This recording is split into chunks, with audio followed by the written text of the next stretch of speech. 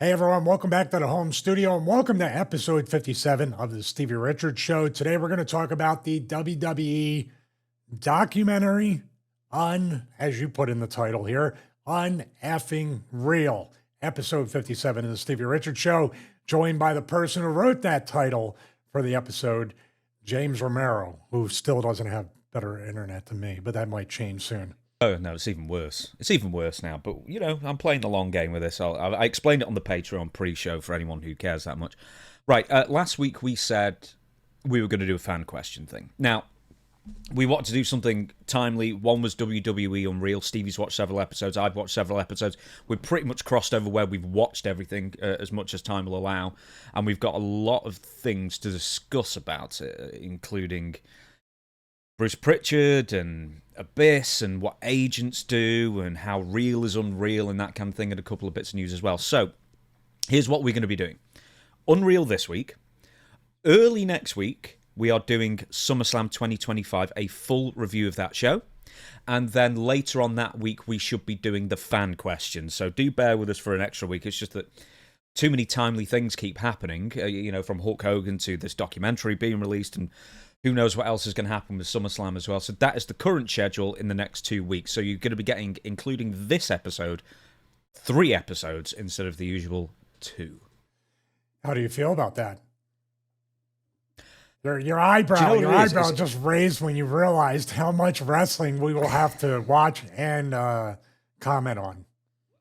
Well, I was going to watch it. I was going to watch SummerSlam anyway. It's the turnover time. That's the difficulty, because we might try and get it out, because we're going to record it on Monday, the SummerSlam episode, and then we're going to see if we can get it out the same day. If there are like no graphics to add and there's like few edits, can we turn it over that quickly? Well, can we, meaning Chris? We just send him the files. Yeah, that's right, yeah. The only thing we can delegate authority on is letting him edit the show. Everything else is... I don't send files. I hand deliver them now because of my crappy internet. That makes me happy in a weird, petty way. That's my pettiness, internet speed. Internet speed and 12K cinema cameras. Come on, YouTube, let's go.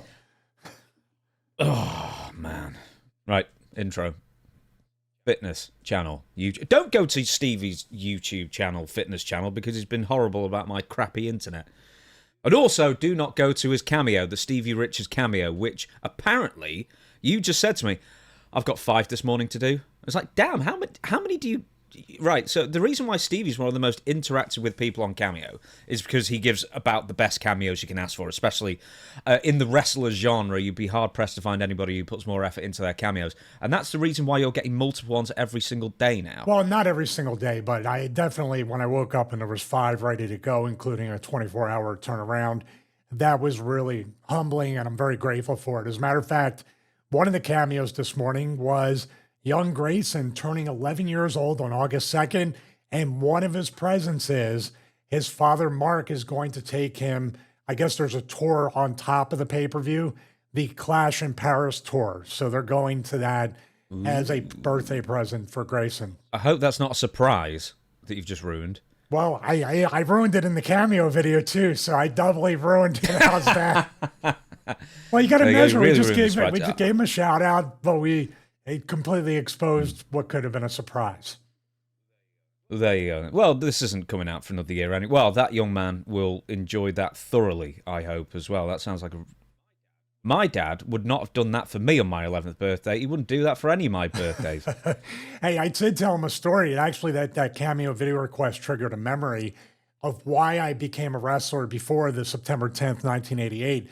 Because I remember myself, my real name Michael, and my older brother Steven, the real Steven, 4 years older than myself, every Saturday morning at 11 a.m., it was a battle between WWF Wrestling Challenge, the Murder Hour that you love so much, and I wanted to watch Spider-Man and Friends, and I could not. My brother would literally beat me up every week, probably prep me for the business, actually, by beating me up every week, and eventually I sat down and watched it, and that was my gateway into the moment when I looked at the NWA with Paul Jones and his army attacking Boogie Woogie Man Jimmy Valiant. I go, what is this? That really piqued my interest for that. So years and years later, I would wrestle in a promotion that was just as gritty as that, ECW. So it was kind of a weird little thing.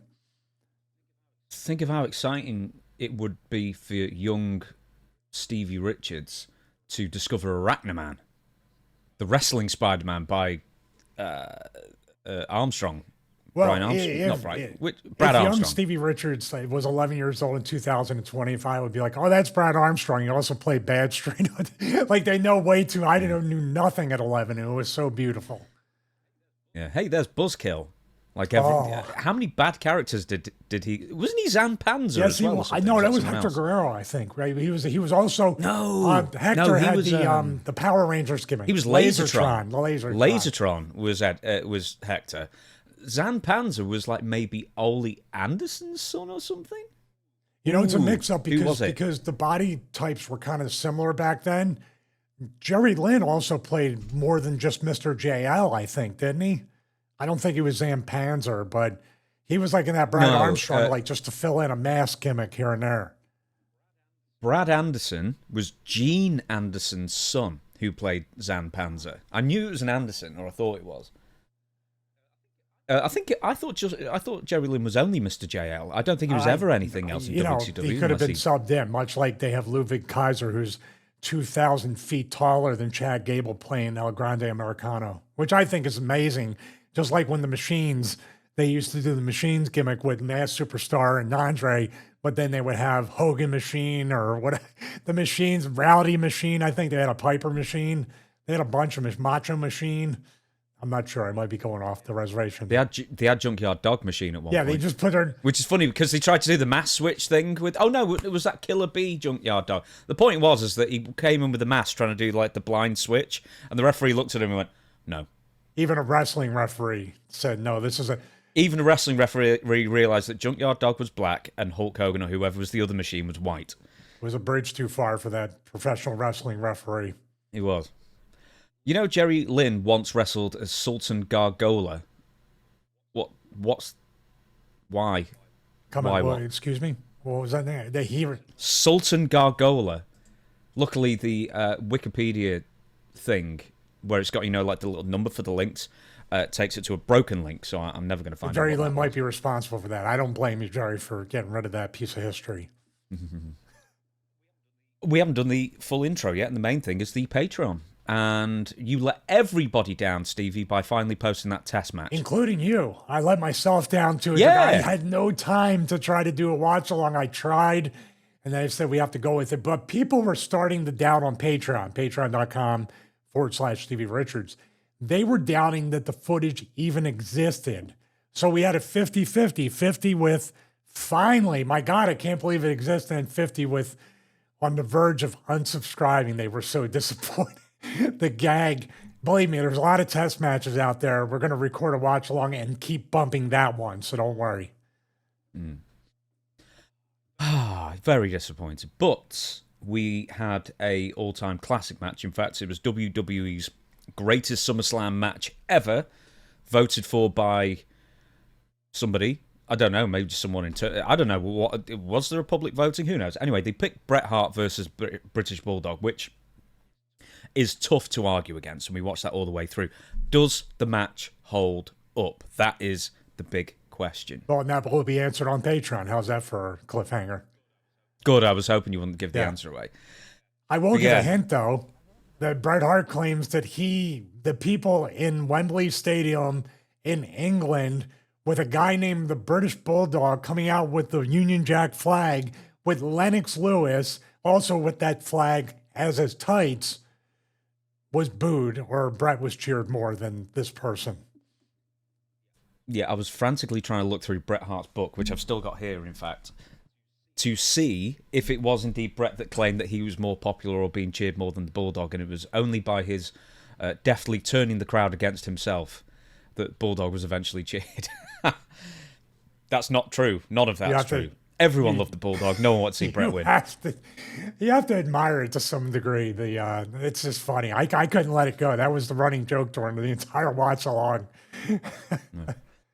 It's funny straight away as well, as soon as the match was over, and Bret says, we went 37 hard minutes. And I was like, no, you didn't. We just timed it out. It was like 27. But anyway, that is the wrestler's exaggeration, isn't it? Yeah, I don't. I usually under-exaggerate. I need to become a better self-promoter. You need to teach me. You need to become my Jedi. Teach. Yeah, this show's going to be 5 hours long. Oh, you're trying to do the jinx and the reverse jinx, where you say we're not going to go over 2 hours, and here we are, 2 hours 54 minutes in, or whatever. We do legitimately. We don't extend the time. Say, hey, we went 2 hours 48 in the last episode. It was a good 2:48. It wasn't. Well, No, we just sit around just talking too long. that's true. Which is a show. Oh, that is the show. I mean, if we just sat here and stared at each other, nodding, wondering why Brett was getting all these cheers. Especially if it was StreamYard and we were both on camera at the same time. It would be really awkward. That's your favorite. Don't you hate I do. StreamYard? How many bugbears have you got in podcasting and YouTubing? Is one is StreamYard shows, and two are, well, mine personally, you know what it is people buying views. I'm not on social media, but I encourage people to see James's tweet up on Twitter. He kind of like goes scorched earth on that. Yeah, I do mention a couple of people where it's unbelievably obvious that they're doing that, but you'd have to go through the history. I don't really tweet very often, but right then, let's get straight into it. WWE UnReal. We both watched the first episode. I've watched episode 2. I've watched episode 5. You've watched more than one. I watched one and I watched 5. That's what you instructed me to watch. Did I? You said watch 1 and 5. Okay, I didn't write any questions for 5. It wasn't really as noteworthy other than just sort of like backstage. Let's start with 5. Just a to. brief synopsis of 5. This is where, are we over, I don't even know what the word for, documentary oversaturation? It feels like at this point, everything is a documentary. Episode 5 reminded me of just a straight up WWE 24. Like they did it behind the scenes of WrestleMania for, I think, 31 before or something like that. And it was like it just felt like a recreation or rehash of the same format as that WWE 24 documentary. Did you get that impression? Yeah, sort of near enough. But the first episode, it's not for us. I understand that. We know the players. We don't have to be introduced to who Rhea Ripley is, although I'm kind of a bit sad I was about how much you like freaky taxidermy stuff. That was odd. But, like, you know, we don't need to know who Paul Levesque is or Phil Brooks is the government name of CM Punk. You know, that kind of thing. It was an introductory one, episode 1. There were quite a lot of things I liked about it. There were quite a lot of things I rolled my eyes about, and we're going to talk about those as well. Episode 5, however, the only thing that I thought was really interesting to come out of that was Jey Uso.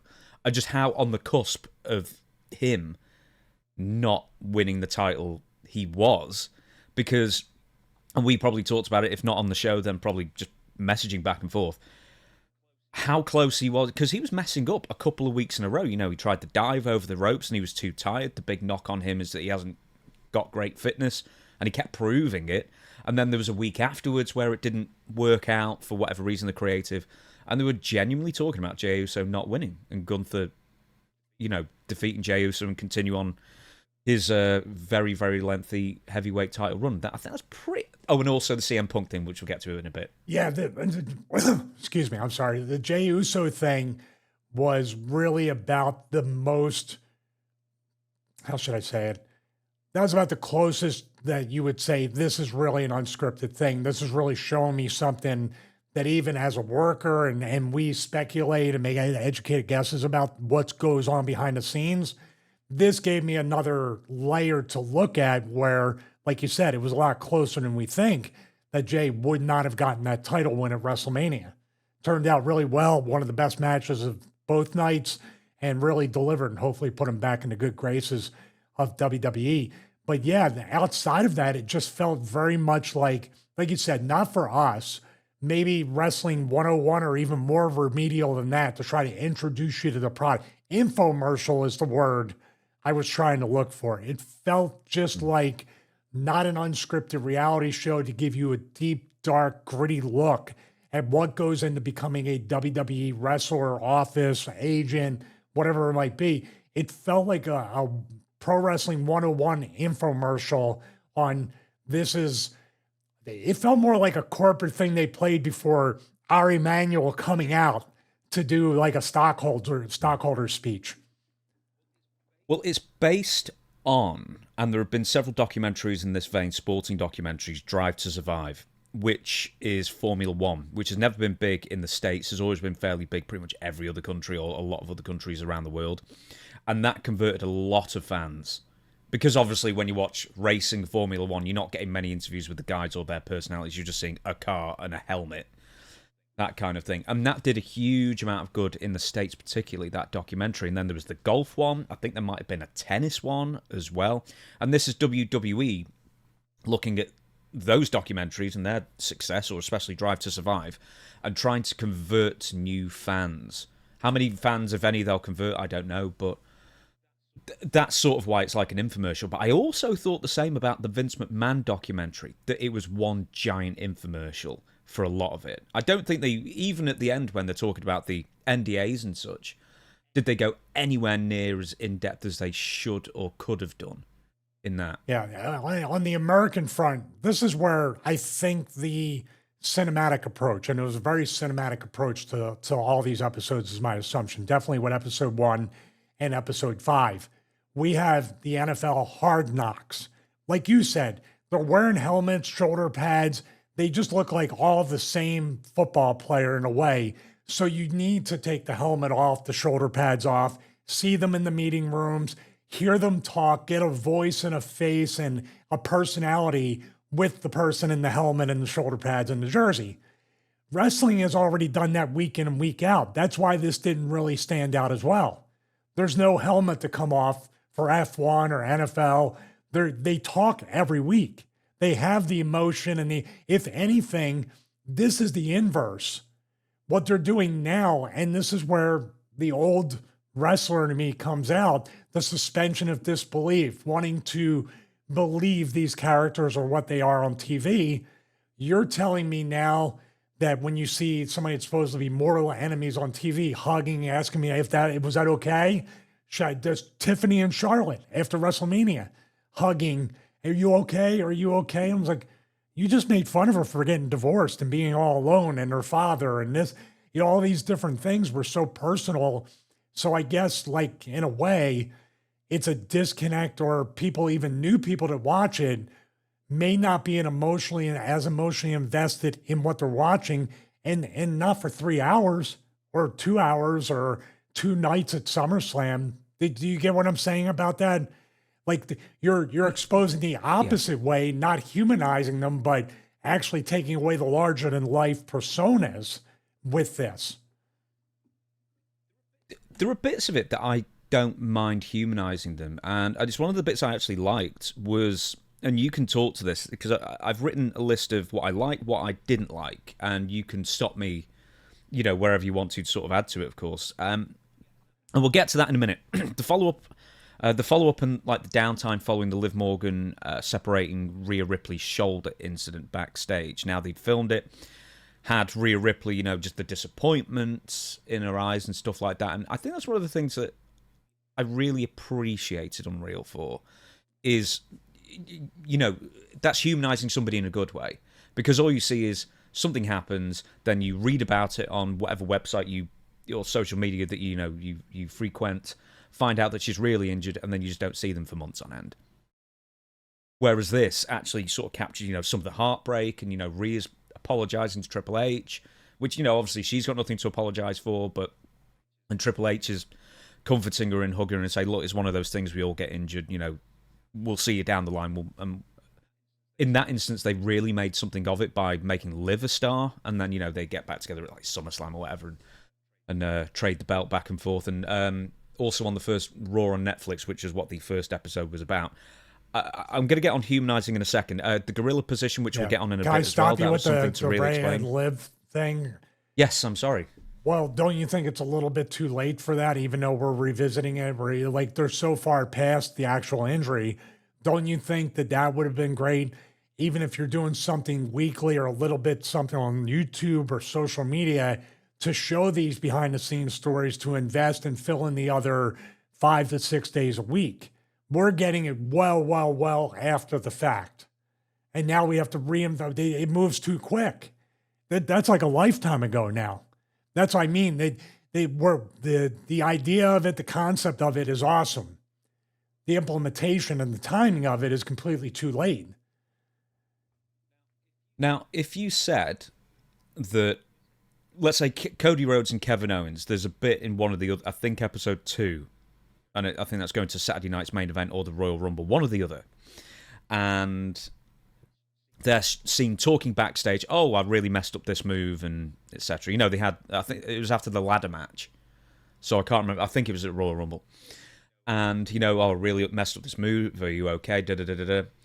If you have to include that in a documentary, is it not better to have it further on in the past so it doesn't taint, like, even a current feud, or just have it too close, you know, time-wise in your mind to then ruin it for you when you look back 3 months earlier? I know I'm not explaining this great, but if it's 2 years into the past, then you sort of, you know, it's compartmentalized, and then you sort of forget about it and then move on to the next This thing. this is where creative has to look at it and say, this isn't the time to release this footage. If this is going to be a multi-season thing or other things that they want to do behind the scenes, yes. How long do we wait? If we're going to wait to when they team up together on TV and we show this from the past when they didn't get along, it's still a disconnect to me. No matter when you put that out there, you're literally telling me, that's like if I saw, like, way back in the day before my time, Larry Zbyszko and Bruno, after they broke Bruno's neck, them saying, Larry saying, you okay, Bruno, you okay? You're going to sell tickets to Shea Stadium after that? It's very, very simple. You can say, we're evolving, we're no longer this or no longer that, but there's still these basic foundational tenets in wrestling to have people believe, and do anything you can to keep them believing in the characters, the storylines, the matches, and then buying and paying their hard-earned money to see those emotions paid off. Do I have an exact answer? The safest answer is to not do any of this and keep the suspension of disbelief. Yeah, we'll talk about whether they should have done it in later on. And I want to rename this at the end of I'm this renaming episode. this WWE UnReal, starring Triple H and other people. Now, I did write this at some point. Is this purely aggrandizement for Triple H? Because it does seem like a Triple H project. He's obviously the star. He's the head of the creative. He's the talking head that first introduces. He does voiceovers for everything, as you were saying, apart from this show. He seems to voice over everything else these days. Is this a vanity project for Triple? Feels very much like it. It feels very much like the Triple H era documentary, and this is the way things run. But I'm telling you, I watched some of those clips. We'll get into it, and I'll let you go through what you liked and didn't like, what went right and what went wrong. We should use our on-brand stuff for this. But I very much felt like, especially when I'm looking at the writers that aren't Bruce Prichard and other, like Bobby Roode, and I'm looking at the regular civilian writers, they look like we're not allowed to say a word, and we're supposed to act like this is a collaborative thing. It's very much Triple H and pleasing. It's really just Vince McMahon part 2. We got to please the old man. So it's basically Triple H, Ed Koskey, Bruce Prichard, even Paul Heyman, as far as I could tell. Maybe in later episodes, he does sit in on a couple of the creative meetings. He didn't say anything in any of the clips they let out. So, and how many writers do they have now? We're talking dozens, and they're permanently based in Connecticut. Yeah, they should be. Yeah, I mean, I'm assuming they go to the office. I know we're jumping a little bit. I want to go through this in an organized fashion, but it can't be left unsaid, and I'll probably repeat it.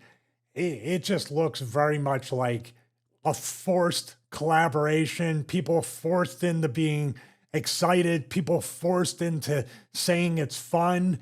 People forced into their gratitude for Triple H.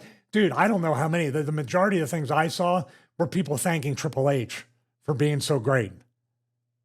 And man, it's fake. It's 100% all fake. documentaries It's unreal. Are fake. You got the name right. Yeah.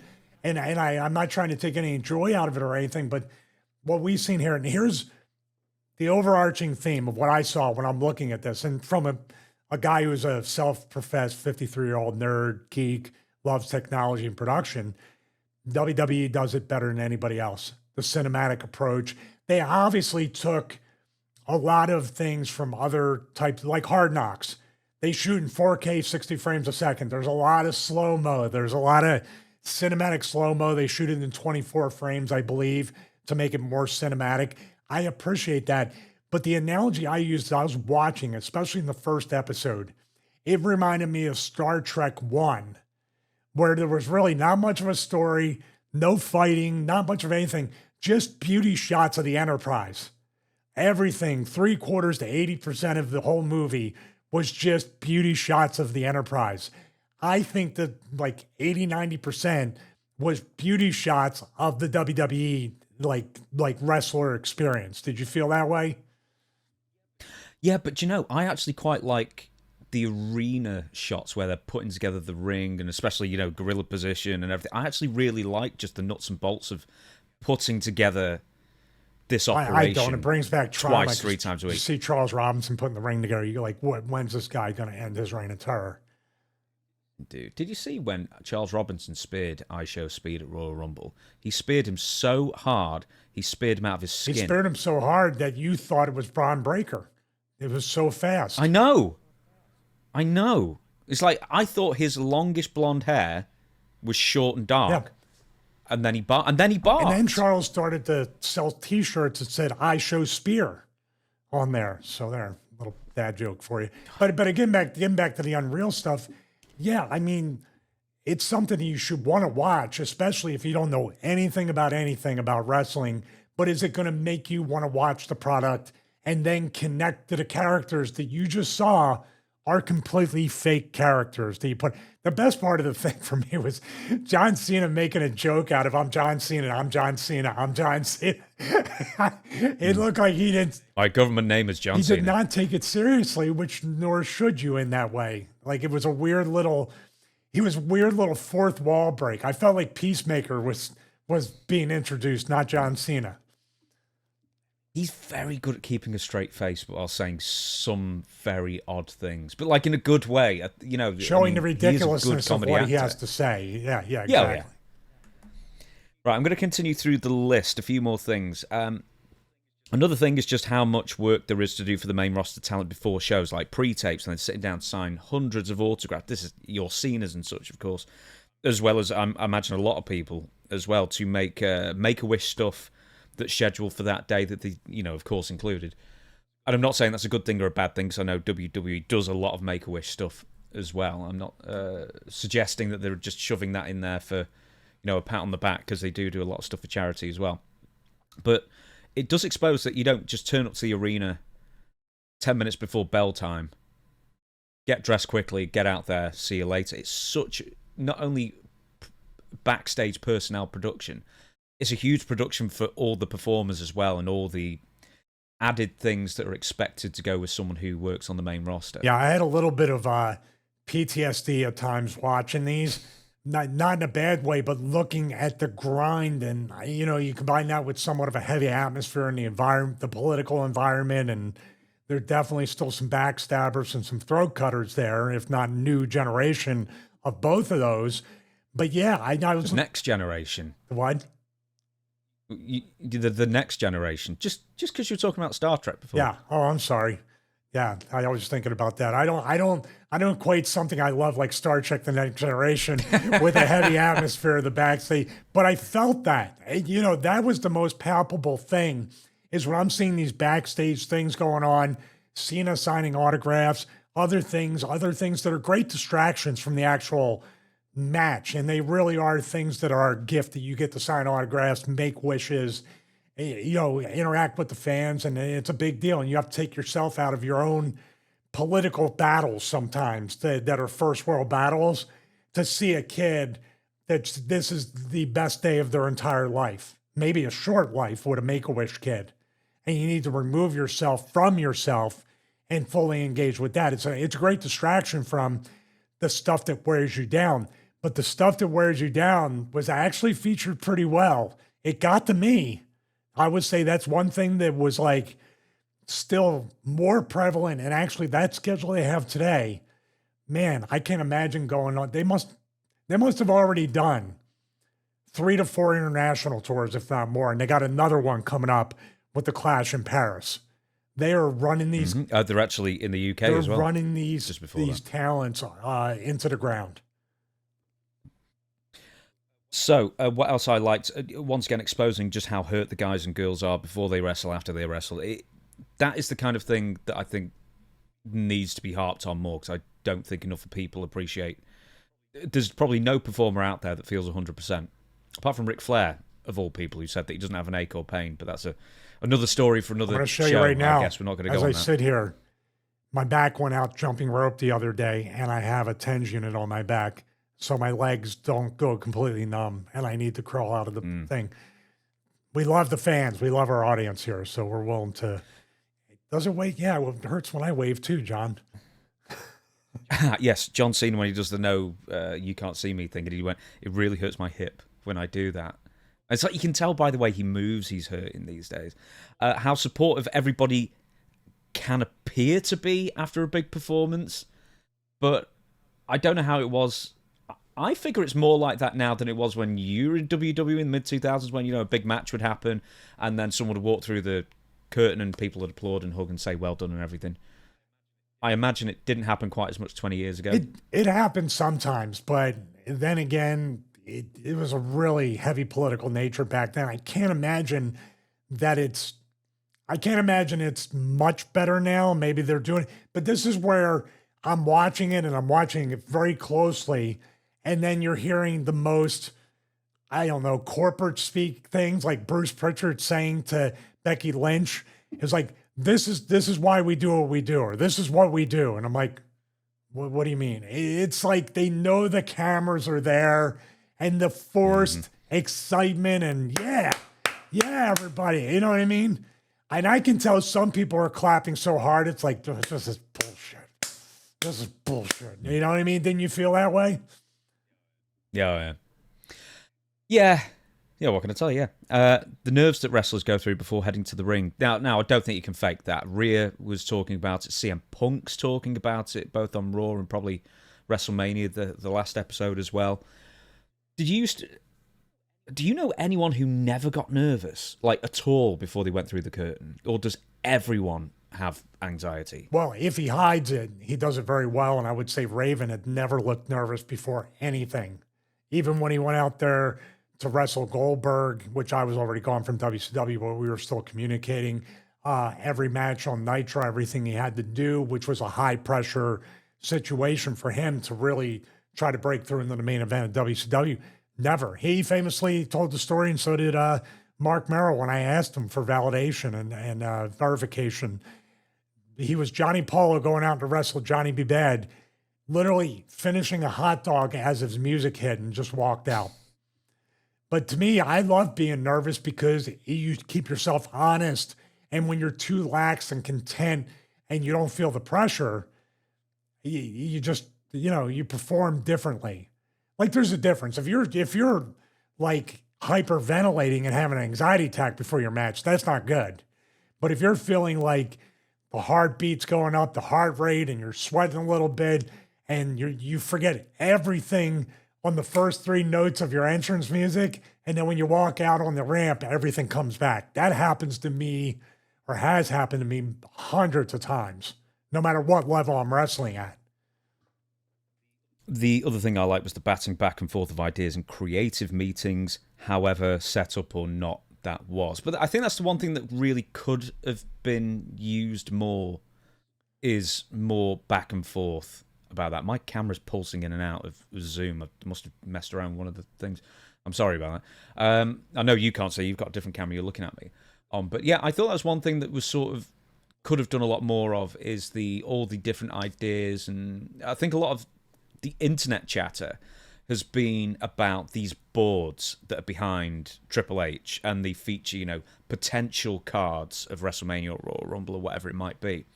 And all the different ways creative could go before what you end up seeing as the final result. And I think for the hardcore fans, that's the most interesting thing of what could have been, and was that better than what we got, and that kind of debate that can be opened up. Yeah, and I have no doubt that was put there on that board to be seen. That's the thing. Nothing here felt like it was left to organically go off the rails. Everything was very controlled, very produced. Obviously, they edited. The forced, like kind of like back and forth banter about creative ideas. That's what I wanted to see, the real of that. That you are holding, they shoot it down. You still thought they take you into a confessional. I still thought it was a great idea, and I'm going to stick by it. We got to get, that kind of stuff. Because think about it. I was in certain meetings where it was told, as far as writers and even these production meetings for the show, do not ever call Vince out in public or correct him or say you have a better idea or punch it up. That's why it's so exhausting, because you're trying to figure out a way to get to him and get to him last. So the idea gets put on TV. This felt like a little bit like they were trying to go the opposite, but I still had that feeling. Look at the faces of the writers who I didn't know. You aren't allowed to, hey, by the way, boss, that's a great idea, but I got something to make it a little bit better. Oh, you're gone. You failed the you failed your drug test, writer. You're out of here. Let's get to some of the stuff that I didn't like. WWE UnReal, apart from the fact that a lot of it seemed quite contrived. All documentaries are to a point, but a lot of these situations either feel contrived or, as you said, they're very aware that the cameras are on them, and this isn't actually quite how it works. WWE UnReal, the first episode, totally lied and omitted important facts in the Tiffany and Charlotte Flair deal, including the fact that it was quite clearly Charlotte who instigated or pushed Tiffany to fight back in promos when Charlotte went off script 2 weeks in a row, I think it was, because they did like a face-to-face, side-by-side deal in two different screens, like, via satellite kind of affair. And then the in-ring thing. And they completely made it out like Tiffany was the instigator. And Triple H said, we've got to get to this. Triple H said, this isn't how we do it around here. And that is referring to Tiffany saying Charlotte's 0-3 in marriages, going off the rails, going off the script, after Charlotte had done that several times before to make herself look better at Tiffany's expense. And the thing was that it was a reply to Charlotte going on a chat show like that morning or the morning before, talking about divorces like publicly for the first time. But yeah, they completely made it out like Tiffany was in the wrong. Like, she just did it out of thin air, basically. And Triple H, of all people, who was one of the most famous wrestlers for going off script to make somebody else look bad, and I've got tons of examples from the Attitude Era and beyond of him doing that. And he goes and tells someone to tell Tiffany that she's got to apologize to Charlotte. But that saying is a very vague, forced, contrived. This is not what we do around here. What do we do around here? And yes, this little Easter egg and the way they edited it and the way they flipped the script literally on this shows that Charlotte is still favored politically with the company more than Tiffany. See, this is what I mean. If you're going to take an honest approach to the way things work, you aired these things on TV. Pepper's Farm remembers, and so do we for some reason, even with CTE. We remember the real of that, and that takes us out of the unreal, unscripted backstage WWE documentary to your version of propaganda for your favorite characters on the show. The guy who fitted the internet this morning, he said, I was a wrestling fan in the Attitude Era because he's seen all the stuff on the walls. And I really love that WWE Monday Night Wars documentary. And I said, yeah, well, it was one of the most fake, false documentaries you'll ever see in the world, because history is written by the winners. And they're just perpetuating a narrative that was false then, is even more false now. And it's like WWE can't help themselves, but just to put their own spin on any narrative, even when it doesn't benefit anyone, they just have to do it. Like, Charlotte's in the right, because she was the one being interviewed as a talking head. Tiffany wasn't as well. And it's interesting who they chose to interview as well. They didn't interview Seth Rollins, but they did interview CM Punk a lot, which we'll be talking about in a bit as well. So you can definitely see who's figured in. But that's a weird thing, since it's the Triple H show featuring some other people you don't even need to worry about. Yeah, Triple H was playing Rhea Ripley, Triple H played CM Punk and John Cena, and also Charlotte Flair. Triple H was playing all of them. If they could have used DaVinci Resolve for the AI voice cloning, they would have cloned Triple H's voice over their Rhea Ripley says something, then it goes to voiceover. What Rhea Ripley really meant to say was in Triple H's voice. But how about that, man? There's, good for him. Like I said it on when I was doing a show with Ben earlier this week. I was like, you need to slow down. I mean, above all else, whatever this vanity project, surprise statues, surprise belts at WrestleMania, surprise Hall of Fame induction. What's his Sennheiser 416 doing over? What are these headphones? Oh, you want me to voice something over? All these different surprises he gets sprung on him with as pretty much the owner of the company. The dude has a bad heart. Slow down. What? Look at how much is on his plate. I mean, the guy's even unboxing Topps trading cards. Just relax and spend some time with your kids. Well, Stephanie McMahon seems to be all around the place for a while. I think that's when Bruce was sick because he was away from WWE for a short while, as was Michael Hayes at one point as well. And we're going to be talking about those two later on in the show. A couple more things I want to make mention of. The whole, that's not how we do things around here. I've already mentioned that. Kind of exposing, is it fair to say, kind of exposing what a total suck-ass corporate depressing environment WWE is, despite the fact that they're trying to dress it up as, which it is, it's glossy and 4K and, really a spectacular production all around. But I guess, I don't know if it's just osmosis talking to you so many times, and I'm sure you've seen through this as well. You know where they're painting over the cracks for the TV cameras. Yeah, it's just, I don't know quite how to put it in the words, the feelings that I had. I told you PTSD in a lot of ways about the grind and the schedule that, obviously, I'll be real, I couldn't do that at this point. So these producers, these agents are also, the writers, they're carrying the same schedule as the wrestlers. Production people, ring crew, it's all hands on deck. It's a 24-hour-a-day job. Hunter said that. That was about the only slither of truth here and there about the actual toll that it takes on people. And when he said it never ends, he said, that's great, but you need a break if you have a bad heart. But yeah, when I look at these cameras, first of all, everybody knows the camera's there, but you can't help. There's the nature of people that come out no matter what, even with the camera on or not. And I just feel the heavy atmosphere, the heavy air, certain people puckered up to a certain point. You know what I mean? Like the nervousness didn't have to do with the match. This was after the match. Still really watch your words, choose your words carefully. All that stuff, the weird interaction we're going to get to with Abyss and Bruce Prichard, which Abyss comes across, which he is one of the nicest, most disarming, humble guys you're ever going to meet. And Bruce is the exact opposite of that. There are a couple of other things I want to make mention of. Bruce Prichard, it's an episode I've not seen. It must have been 3 or 4, or if I just missed it in 2. But he's sort of given credit for the John Cena heel turn, and I think it's generally being credited to The Rock for coming up with that. Is that the hotel Zoom call meeting? There's quite a few of them. I think I remember seeing that, like, this is the... Oh, with like 9 people on it. Yeah. I don't know if Bruce really did come up with it, or maybe several people pitched at the same time, because there are so many people pitching ideas.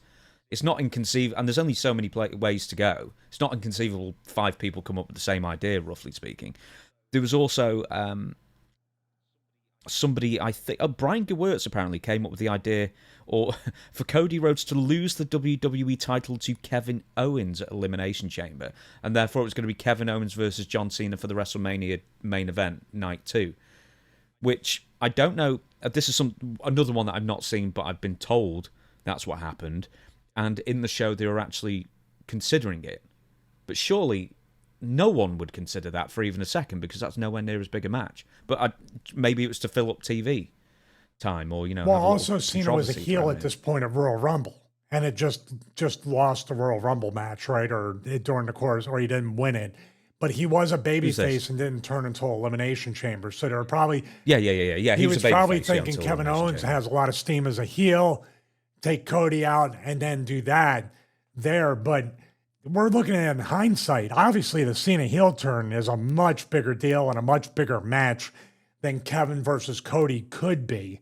That's more of a bucket list match for 2 friends with Kevin and Cody working that. There could have been a lot of steam on bringing back the Winged Eagle belt too, to sell merchandise. That's a TKO thing. Kevin Owens was the was the avatar to bring back the Winged Eagle belt, which would have sold a lot of replicas. They probably did anyway. Yeah, Cody. Yeah, Cody was the impetus to bring the old IC title back as well a few years earlier. Yeah, with the colored strap like the Ultimate Warrior would have. He was. Right, a few more things. So Stephanie McMahon's hanging around backstage for a bit. I don't think anyone's quite sure what Stephanie McMahon does for the company, if anything officially. But you know she's got a lot of power. Whatever there. Stephanie does, tell her she does an amazing job. Then I bet that's exactly, if they didn't show it in these episodes, they'll eventually show like how much people are big fans of Stephanie's place. You used to sit in on creative meetings. You've already pretty much said this.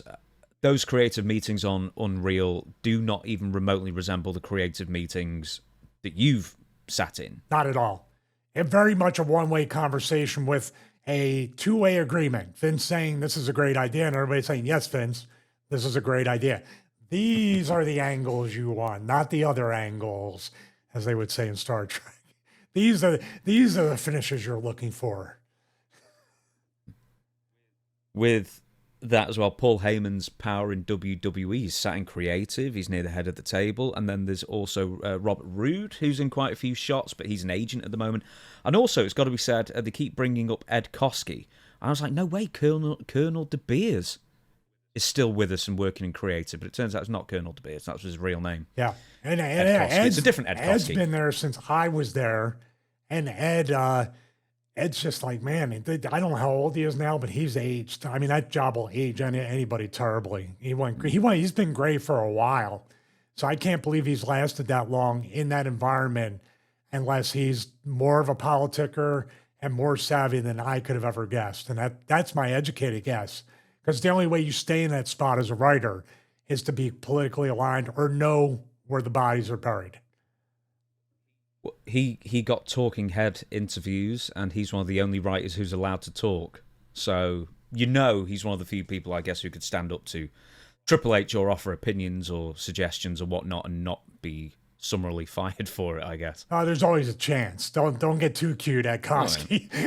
Everybody has an equal opportunity to get fired at a whim or at no notice. Right then, so we're going to go to CM Punk and Triple H because I think this year, I mean, it was great when CM Punk turned up, Survivor Series 2023. Surprise turn up at the end of that pay-per-view. It's great for him to be back, and even though he got injured early, both WWE and Punk and everybody's made the most of it, and it's been a great run to 2024. 2025, now this hasn't really translated onto TV or his reactions or things like that, but I think for people who are paying attention a bit more, you can really tell that Punk has changed. I don't know if he's changed personally. I've never spoke to him. You obviously work with him a lot, so maybe you will absolutely be able to say with more conviction than I ever will be. But you see the Punk of 2024, 2025, and how he talks about the company, how he talks about his motivations of being back in WWE, and I've got more to add to this as well. Is he just neutered compared to what he used to be? Is he just company man Punk? Yeah, absolutely. The Saudi Arabia thing said all you need to know when he apologized. And years back, he didn't just do one solo interview, one instance of him saying the thing on Twitter to Miz. He did like a Barstool Sports interview and a couple other ones where he doubled and tripled down. He's like, come on, we know what this is. So I understand this is the businessman. This is the worker in Punk and in all of us. Where else can he go to make this kind of money at this point in his life? This really is not AEW. Well, but this is really the last place he can go, and maybe the last run CM Punk can have as a professional wrestler. So, and I can see, dude, even with Hunter saying, which is weird, it was kind of very sanctimonious and condescending, like, yeah, I talked to him a few years back. I'm like, that dude hasn't changed. Oh, I'm looking at you in 2025, Hunter. You haven't changed either. You just got more power. Let's be honest. And when they're talking, Punk is very, very submissive to Triple H. Very submissive. And Hunter's saying, and these forced F-bombs and swears, we can get into that too. The forced nature of this is real. Look, I said the F word. It's real. That kind of stuff. But yeah, you can clearly see it is, what did I say it was? It might be an extreme metaphor, but it looked like a hostage situation with Triple H and Punk. And Punk is doing what I would say any man who has a job that they absolutely hate, which he loves wrestling, but I'm talking about the actual job, WWE, the politics, and the environment. But for his wife, for his dog Larry, for anybody that has a family, I'm going to go and make the most out of it because this money is going to feed my family and have money for multi-generations if I decide to have kids. So yeah, Triple, I'll grin. He was grin effing him. They were grin effing each other. Like we're buddies. Oh, we're so much buddies. I love you. Did you feel that way? I read even more into the Triple H comment because only a few days ago, CM Punk gave an interview. I can't remember where from, but here's the gist of it. He revealed that he had done... He'd met up with Vince and Triple H in a hotel room or wherever it was, clandestine style, back in 2018, 2019. I figure this is around the Fox Sports analyst kind of thing. And he said that the meeting seemed to go really well, and he and Vince were getting along. Triple H was also there, of course. And then he was expecting a phone call, and he said, Vince McMahon ghosted me. That was only a few days ago. Then UnReal comes out, and Triple H, I figure, is mentioning the same meeting. How many meetings can there be between, CM Punk and Vince McMahon and Triple H around that Yeah, they time said frame? they met in person, so that would probably have to be the meeting. Yeah. And he said exactly what you said. He's still the same guy. It's not going to work. So it was apparently, because Vince McMahon seemed to be all gung-ho about bringing Punk back, and they've forgiven each other for their various indiscretions, but apparently Triple H hadn't. So from that, I'm gleaning that Triple H was the one who blocked Punk from returning back in 2018, 2019, and not Vince. So what made Triple H change his mind? Do you think it was more of a TKO decision than Triple H's? No, this is pre-TKO. No, Are now you talking about bringing him back? Finally at Survivor Series 2023, right? Yeah, I think Triple H has said, it might have even been on UnReal, it's like, he's a different guy, and maybe I'm a different guy as well. And maybe different means a bit more submissive, a bit more malleable. Well, that's what I mean. What does Maybe that's different what mean? different means. Now I can control him. Now, Punk has never been, I don't know about backstage. I was in the ECW CM Punk. If we wrestled every other 15 minutes. So I've gotten quite a bit of Punk who was generous to me. And maybe that's because, just to give you a little bit of background, when Punk was in ROH, Dreamer and I were talking to him quite a bit and gave him some advice. And when he went to work the heat match against Val and even did a tag match, I believe, with Maven, Dreamer and myself were like, please make our buddy look good. You want to get him a job here. And gave him some fitness advice and some workout advice back then. I did. Dreamer didn't. But I was going to say, what would Dreamer's advice have been? Eat Oreos. But I did give him some advice about certain looks and all that stuff. You need a body. Obviously, Vince McMahon appreciated that airport test and everything. And I had done an angle with Punk in Connecticut where I came out and he went for the Polish hammer, by the way. I ducked it. I Stevie kicked him. We were supposed to have a set of matches, much like when I went to OVW and other developmental or worked house shows, as sort of a string of tryouts to see. Now, I already said he's ready to go there to some extent, but they wanted to see these matches. They pulled me from those matches, but that's the background and how far Punk and I go back into OVW when I was down there during the John Hennigan match and other matches that I had there for the week or two. I've always believed him, but I've never seen anything outside of just a unique personality, whether people think he was a crybaby, he was a complainer, he was never happy, he was trying to buck the system. These are things that made CM Punk interesting on TV. Now you've taken all that away. So when he tells Gunther all these different catchphrases leading up to SummerSlam, and then you watch the UnReal thing, you're like, well, he's not really the Punk I thought he was, or he wasn't really the loner that I thought he was, or he was not standing up for the underground. He's just a corporate guy. Yeah, he's constantly saying at the moment, almost I don't know if it is at the expense of his booking, but pay me. Just give me the money. Pay me. So I don't know if he's just hit his 40s and just maybe. I mean, and this might be to his benefit or to his credit, where he says, "Well, my years are now limited. I can still make huge money, as you said before. I can make generational wealth if he hasn't already." And I still love wrestling. I might not love everything around it, the travel and the backstage stuff. But he seems to be, on the face of it, as happy as he's ever been in wrestling. He's making more money in wrestling. It's just that it's sort of now at odds with the character that he built for 25 years. Yeah, and I would dare say, I mean, he's getting treated a lot better than mostly everybody in the company. So let's not mix this. Hey, you said hostage. It's like, hey, you take me hostage for $4 million, the $6 Jim million Cornette line. dollars a year. You pay me $2 million a year. You could shove the rusty whatever up my what fishing knife. I even remember the line. Yeah, and I'll go. Rusty fishing you won't knife. hear from me after that. That's the real of it. Yeah, he's being paid for his misery. That's a Tommy Dreamer catchphrase that just encapsulates that WWE political system.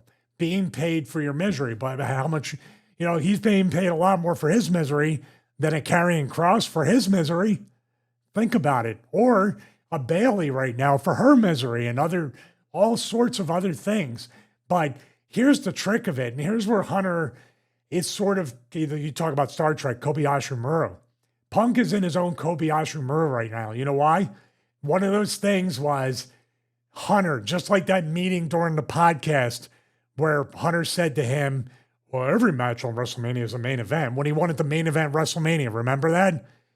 And he's like, well, pay me then. Pay me like it's a main event. That's Punk. That UnReal one in Gorilla, where he's hugging it and they're kind of forehead to forehead and Punk's crying. And he's like, that's an effing main event right there. F. I said F. It's real. That's an effing main event right there. So now Punk's like, it's not really the main event because it's 2 nights of WrestleMania and it's night 1.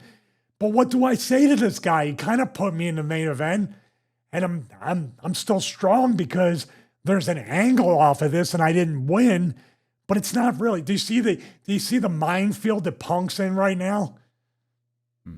You see, I think it makes so much sense for him to turn bad guy, align with Triple H on screen, restart the corporation, and then that will be I swear that will be the best thing for his career. Because he's eating crap on TV as a character and making money off it, but it's truth on TV. It's truth in a work sense. Like, Triple H really does have him under his thumb right now, and he is being submissive. You put that on TV and call him corporate man Punk. By the way, I think the people would love him even more somehow. Just like Cena, he'll be more interesting than ever.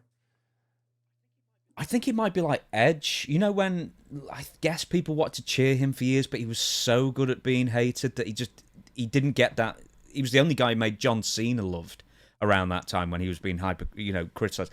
I think CM Punk could get majority boos even from the hardcore. But sell a ton. I got to turn my 10 unit back on. But you sell a ton of merch. Think about that. He can be a heel in this day and age. You can be a heel and still make tons of money. Where back in the day, you cut your money in half when you turn heel. That's not the world we live in anymore. We shall move on to something I really like. The first episode, the explanation with the diagram, the whole thing. It didn't go fully because there were 2 seats that were completely empty that they never addressed who actually sat there. But gorilla position. Now, every wrestling fan who's been a wrestling fan for so long and read a single book or visited an insider's website over their lives as a fan will have heard of the term gorilla position. Just in case you haven't, it was named after a wrestler called Gorilla Monsoon, a long-time wrestler turned commentator turned backstage, almost floor manager. I think if you're going to use like a television equivalent, you'd be the floor manager directing traffic, when to go through the curtain, etc. I don't know if you'd be timing the matches as well, but he was a very, very important person, a very influential person in the WWF in that role as well as on screen. He also owned a piece of the company at one time too. He did. Until Vince McMahon Jr. bought them all out and he got a job for life out of it, along with other people whose names escape me. So we saw it on Unreal, but you'll probably have your own version of the layout in your head and what it looked like. Explain to us the gorilla position and what happens in gorilla position, not only for the production crew, but also the talent as well. Well, it's definitely had a lot of evolution, and it's definitely more of an aesthetic and functional upgrade. You know, it just used to be a curtained in platform. As you go out right there, you know, in front of or the Titantrons above you, you go out through that little entryway. But man, they've upgraded it to have tables and desks that are, it used to be just a regular table, folding table. Now they have stuff that's uniform with the commentator's table.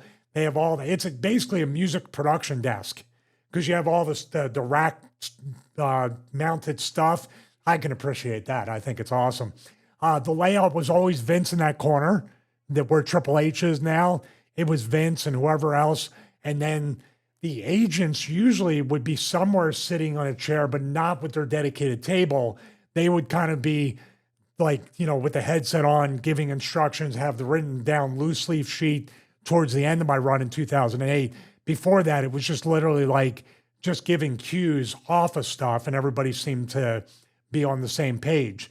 They didn't have the full length mirror there. They didn't have the WWE and the lighting. It was just basically just kind of those string lights that you have in your backyard. And, you know, all around there, it was a very dark location. And then you go through the curtain, do all that stuff. What you do is, what I used to do is you walk down the hallway, you kind of make either a left or a right turn. There's where you have like the table with the spray bottles, the mirror, the baby oil, everything to get you prepped up. It seems like they moved most of that stuff to right in the beginning of the grill or right before you go up the stairs into grill. Isn't that like more like makeup area where they? Well, makeup has its own stuff, and this was right by the tunnel going into gorilla. So you have a tunnel, and you've seen that where Taker came back and people are lined up in the tunnel. Then you have the steps to go up in the gorilla. You go through, and usually every single time, all that stuff, as they said in the diagram, is to your left and in front of you before you go through the curtain right there. Got the microphone again. Take a drink. So, but it's growing. I mean, that was a small room when I was there compared to like right now. Because my wife even said when we were watching, it was like, did you have all that stuff like vloggers and cameras? There wasn't just the documentary cameras. There was vloggers there, people documented websites, social media. I said we didn't have anything of that because we didn't have the room. We barely had the room for the two wrestlers that had to go out. So they've really made a lot of great upgrades. And that takes a while to build, even putting the platform up, the stage, the curtains. But now you got to put all this extra equipment in there. They had a lot of rack-based equipment that I hadn't seen in my tenure there. But that's the stuff I really liked watching it. Like you said, setting the ring up, production. I love that kind of behind the scenes. And you know what this also gave me a feel for? This whole 5 episodes, even though we only watched the 1 and 5, it felt like a sequel to Beyond the Mat in those ways, the way they presented WWE. I've got more questions, but where's the like big, I know it used to be a chalkboard, maybe it still is, but where's the big chalkboard with all the matches that night? I mean, is it near Gorilla or is it somewhere? No, it's by where the spray bottles and the table and the mirror is. So usually this will be on the opposite, and if there was room, the chalkboard or the whiteboard would be on the right or the left, or it'd be on the opposite side. So as you're walking to the tunnel, one's going to be one side usually, and the other is going to be another, so you know what's going on. So, instructions given then, what were the kind of instructions that you would be given just before you went out there? I mean, obviously it's going to be how much time, I guess, because I'm sure everybody who listens to these kinds of shows and podcasts and whatnot know that live TV, everything changes constantly. So apart from, or you can talk about time as well, what last-minute instructions would you be given in gorilla position before you go out to the ring? Well, I remember one time Chris Masters was told to hit me as hard as he can right before he went out there as Arn Anderson. I wish that last-minute instruction didn't come through. Usually it would just be like, seeing the day of Vince Russo, which was at the tail end of his and I was in the beginning, he would be reminding you of what happened last week, what you feel like, how you should go down to the ring. If we've criticized it, you basically just got beat up the week before and you're still smiling and doing your NXT cues of the poses. But there was a time where even Vince would pull you aside and say, you're pissed off. You need to get to the ring, go right into the ring. Let's jumpstart this. He doesn't. Sometimes it would be like, he doesn't know you were jumpstarting. We need a real reaction. That's not being mean or kind of tricking anybody. That's just getting the real live reaction that, whoa, wait a minute, kind of stuff. That's the kind of thing. Or you obviously get your time cut and you get your time extended. That changes in the ring as well. That's the most terrifying part, is when, to me, getting extra time was worse than cutting the time. Because I can always cut things out in my mind. But if we got to add 2 minutes, we have an Unforgiven situation on our hands with that. Would, in gorilla position, you'd ever get any information as far as like safety concerns with like the ring or maybe the crowd or something like that? Would they say, hang on, there's a pocket of like drunk fans there, watch out for them? No, but with WWE, if there was a problem at the ring, they can get on it right away and fix it. On indie shows, if there was a part of the ring that was really sketchy, everybody should be cluing in the following matches to stay away from that corner, or the ropes aren't, or if somebody says the ropes aren't tight, we might have to take an early intermission and do that. TV, you can kind of take the break. Even live sense, you have 2 minutes. Netflix, I think they can play with that if they need to. But they wouldn't give you anything.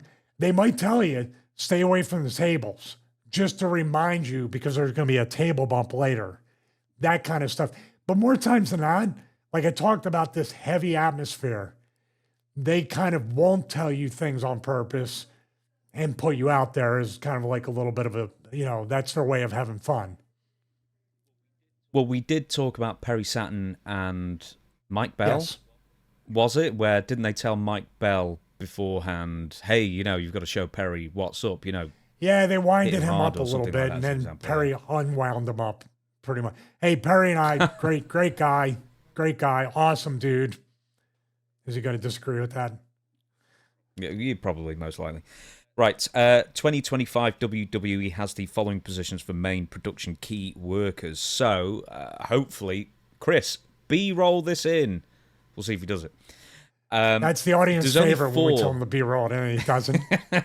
Well, I need to write on the thing. Hang on. B-roll ad. Right, B-roll ad. I'll put the time on. Is table 1, Triple H, Bruce Prichard. And we'll get to those two in a second. And then on another table is the timekeeper and the producer / what used to be known as the agent, the road agent.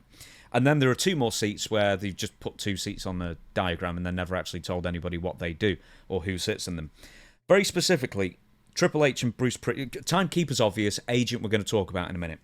Triple H and Bruce Prichard, what are those 2 people doing specifically? Are they doing the same job? Are they in contact with separate people? What are they up to? I'm not quite sure, because where Triple H is where Vince used to be, and I believe Gerald Briscoe was the guy who was keeping times. You're talking about timekeeper. It's really format time for TVs and pay-per-views. You want to be able to, this match went long. We need to cut 2 minutes out of this or 30 seconds out of this. This match went too short. We need to extend the next match or spread it out. Is that the timekeeper's? Yes. Is that the timekeeper's role? Billy. Or does the timekeeper tell Bruce or Triple H or whoever, and they make the decision to do cuts down the line? Well, yeah. I mean, it might be approval by Bruce and Triple H based on Kidman, but Kidman is the one keeping the format times, the match times, to make sure it's called hard time. You need to end. We need the show to be within 3 hours. And sometimes you get the overrun. Sometimes you end an hour and a half or an hour. I wish an hour and a half early. Yeah, it's not 3 hours, but 2.5 on Netflix now. But I honestly couldn't tell you, dude. I'll tell you what. There's a lot of people out there. If you ask them, and I think it's been a running joke, what does Bruce Prichard do? And okay, I mean, he's got a great mind for the business. He's been around. He understands it. He has been a producer and an agent of segments to get things rolling, but sitting next to Triple H, I honestly couldn't tell you what his job is. They didn't tell you exactly what Bruce did? Not really. I mean, does he liaise with the truck? Does he tell the truck when to play the music, the entrance music? Does he time anything out for the commercials? I honestly couldn't tell you. Does he warm the seats? Well, he's definitely doing that. I just couldn't, I really couldn't tell you. And it was a joke when I was in WWE, when he was there. What does Bruce do? Terry Taylor even said, we tried to figure it out. We didn't know what Bruce did. Bruce is going to be coming Which up means he's the more, best a little on down the politician line. and the best worker ever in the history of the business.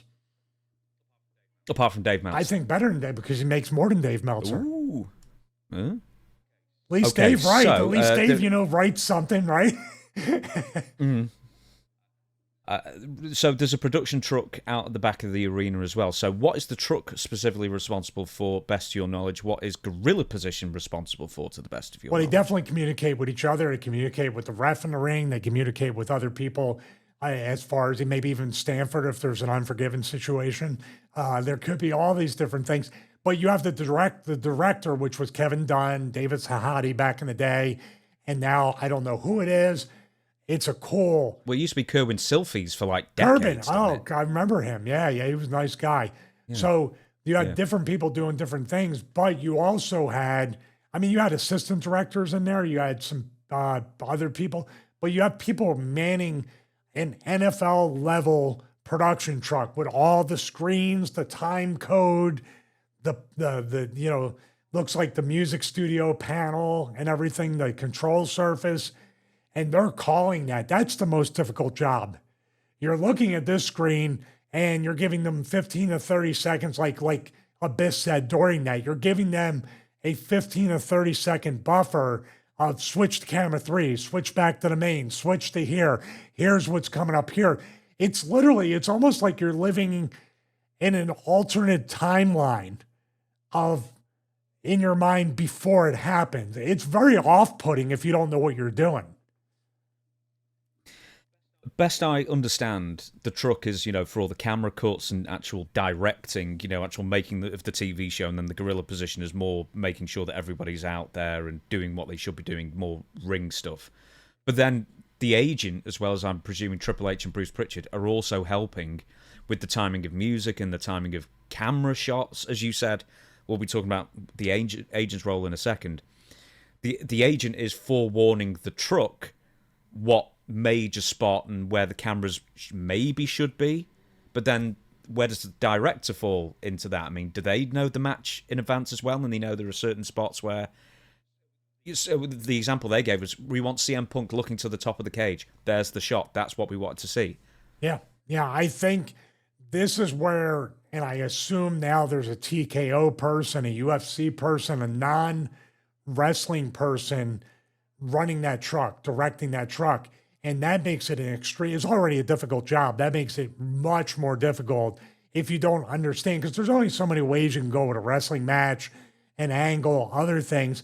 And you and I could probably step into that director's truck and have somewhat of an idea of, okay, this is where we need to go, cut to the handheld here, go to main, get a shot of Punk. I think if you have wrestling experience, you can direct a wrestling show. Is it going to be stressful? Are you going to be soaked with sweat at the end? Yeah, probably. It's extremely exhausting, but put an actual Hollywood director in our UFC, you're not in the same environment. You're going to miss a lot that we would catch. Do we know the technical terms and what to do and how to do it? No, but we know how the wrestling show should go, and we could probably step into that pretty easily. I've done that. Have you? I've sat in a galley and directed shows, yeah. It is so stressful. Even when you're just doing practice shows. Because that's what I studied at degree level. And it's so stressful. But is it pressing the buttons, making sure at the camera's in the right position. Nah. I just found it terrible. My teacher, one of my tutors, used to do like big music events. So, big stadium music events, all around the world. And that was really, really... I couldn't imagine me ever doing that. Because one flub, man. Because you've got to constantly look at 10 different cameras, all on these monitors, right? And then you have to, in your mind's eye, know which camera is set. And then you've got, like, the preview screen, of what you're going to switch to, and then you've got the screen which is actually on.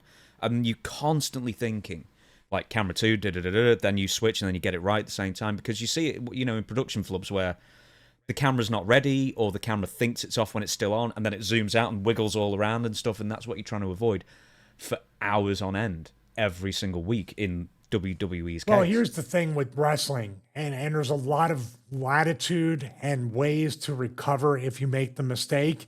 For instance, if there's a Braun Breaker spear, the super spear around the outside of the ring, they know to go overhead now.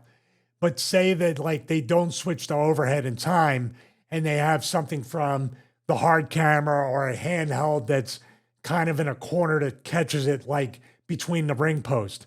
Okay. All right, we missed that. Let's get that overhead shot. But cue up that overhead shot for replay. All right, let's go to picture-in-picture replay.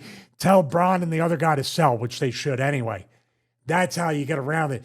The picture of having a Rodecaster video or working Ecamm Live with a Stream Deck, that's what I wanted to do here if we go live, or if you go live with what you're doing. I find it exciting and, quite frankly, creatively fulfilling if you get in that rhythm. For me, I would love to be the Ed Harris guy from the Truman Show. That's exactly what I was thinking. Exactly what I was thinking. Ed Harris was just, camera 3.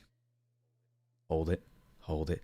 Lift the music. It's not quite like that. What you're doing is sweating. Dude, that's, from and Patreon knows, and the people that behind the scenes when we talk about it know, I find this stuff to be like this is just as exciting as fitness to me, to produce this show, to scratch that tech itch, but also to be like, there's a part of me that would love to just be like behind the scenes and producing it and doing whatever, but obviously we can't do that right here.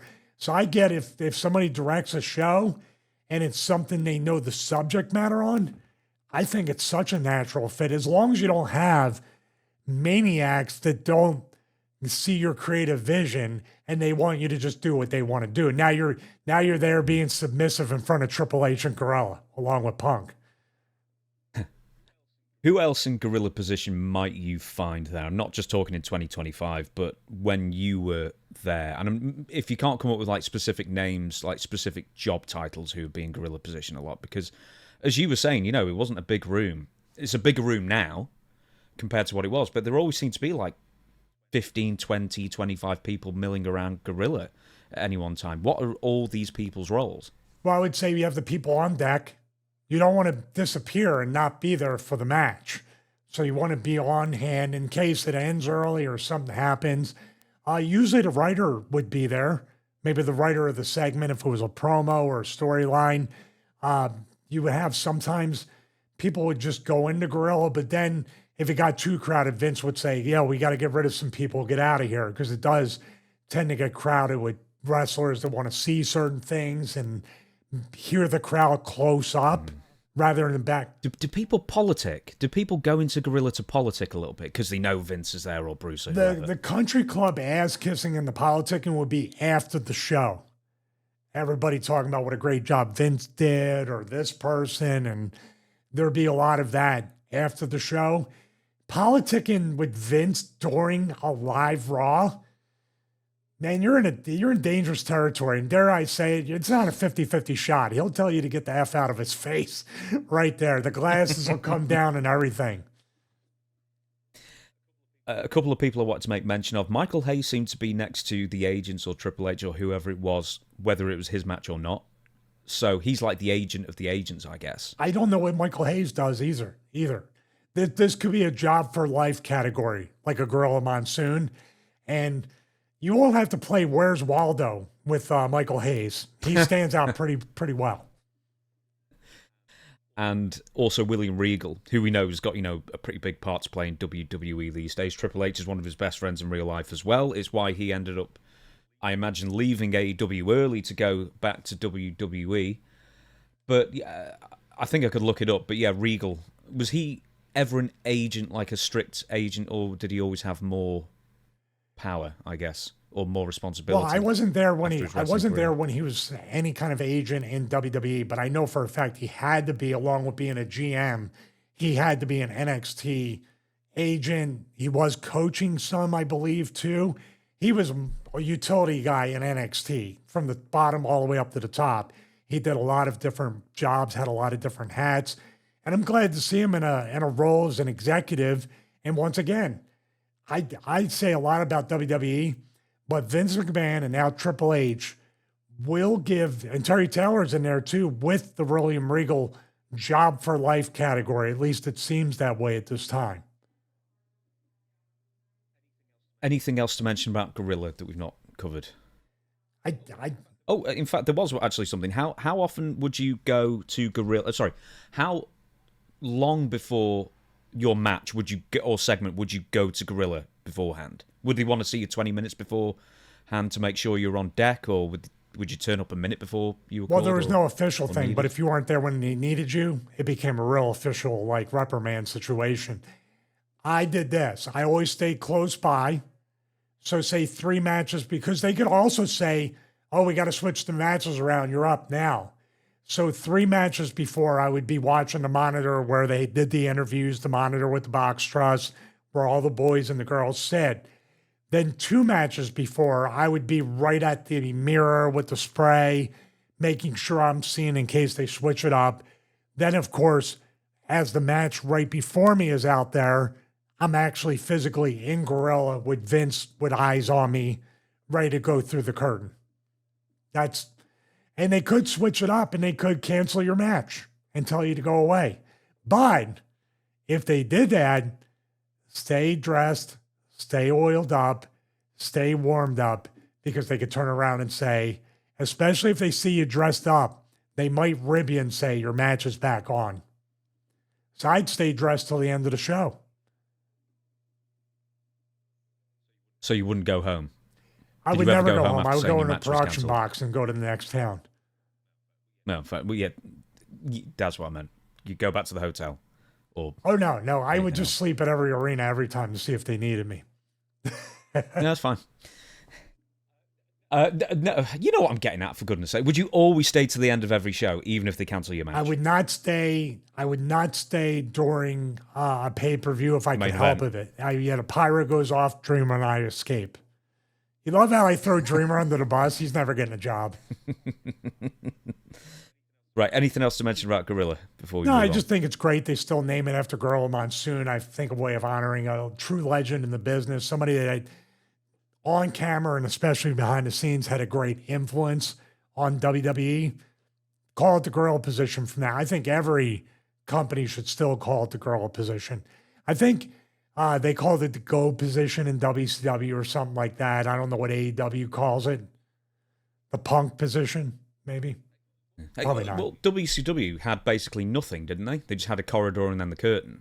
Or maybe Jody Hamilton or somebody. I think they had the stairs, but they did. The Gorilla position was not right there at the entrance. I think it was before the tunnel, something like that. Even WWE, like with the WrestleMania, they didn't have the stairs or the stage. Remember when Austin did the WrestleMania 14 walk with the woof, woof, pulsing music? And then Bruce was to his left. That was Gorilla back then, just that folding table with the black tablecloth, and then he went through the entrance. There is one more thing. Who would be the one to say, Stevie, you're up, go? It could be Bruce. It could be your agent. It could be Vince. It could be the timekeeper, Joe Briscoe. It could be any one of those. Usually it would be the music hits and Briscoe would go. Vince wouldn't say anything until he'd come back in the glasses or the thumbs up or whatever like that. Okay, then, as promised just before, we're now going to be talking about the role of the agent. Now, I put a lot of bullet points here of how an agent can get in trouble, mostly, it seems. But the agent, and it makes it very, very clear in WWE UnReal, if you were not aware of it before, is that the agent is the liaison between production and creative and the talent and everything else. When it goes right, the agent probably doesn't even get a pat on the back. When it goes wrong, boy, are you going to hear about it. I think you've said on episodes before, Stevie, that it's really the agent that gets the raw end of the deal. And in fact, a lot of agents have said the same thing as well. Yeah, they do. They do, but at the same time, the agent is the key holder. Whether a talent is going to go far, they're an advocate as well. So let's think about that.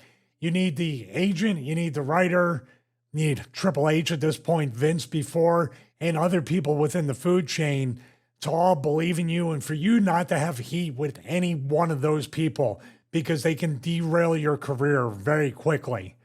But the agent does get a lot. But then again, in my experience with Jamie Noble, especially, stuff rolls downhill and the agent can throw you under the bus as well. So the agent is there, but the agent is really, in a way, not going rogue, not standing up for proper business. The agent is just trying to keep their job and just, in a way, being an avatar for what Vince back in the past and now Triple H wants. In other words, just agreeing with what they want and passing it down to you, whether it's right or wrong. So I know we've talked about road agents now known as producers do. What will a good agent do to help the guys or girls put a match together? Is it like a true collaboration? And this might be your own personal preference, I guess, Stevie. But did you prefer an agent who would get fully involved and try and put the match together and as equal as the participants? Or an agent would say, what do you want to do? And be very, very easygoing and then leave it to you? I preferred a little bit of both. Number one thing would be, especially as I got more experience, I would need the agent to, number one, this is what I believe an agent or producer should be. And they aren't today. We see it glaringly obvious, or there wouldn't be as many what went wrongs as we talk about. Protecting the talent from themselves, meaning protecting them physically so they don't get injured and do something stupid, but also that they don't do something that's not fitting with their character, the storyline, the match, the opponent, or the overall goal of what you're trying to do as an agent in this segment. They don't do that now. They let them kind of go out and do whatever they're going to do. Who knows? It could be agents trying to do it, if we heard about AEW, and then people saying, I don't need advice, and they just go out and do whatever they want. WWE could have that problem as well. As far as collaboration, there's sort of I guess, I don't know what it is. Talent can't really say how they feel about something to an agent because they know the agent is also sometimes pulling double duty as a stooge to go back and tell the office. So there's very much a heavy atmosphere sometimes with the agent. What I preferred, and even though I didn't have the greatest push in the world at the time, I preferred when an agent came up to me and said, do you mind putting so-and-so over? Do it however you want. We need 8 minutes. Come back to me with what you got. Then they would tweak it because an agent isn't going to know every single bit of minutia about every talent, every character, every match. So they're probably smart to say, hey guys, you guys worked together before, come up with something. Let's see if we can get on the road to where we need to go. There's going to be 2 to 3 revisions. Let's cut these out. Let's do this. Yeah, I think we got it. Let me go to Vince or Triple H in this case, see if I can get approval, see what they think.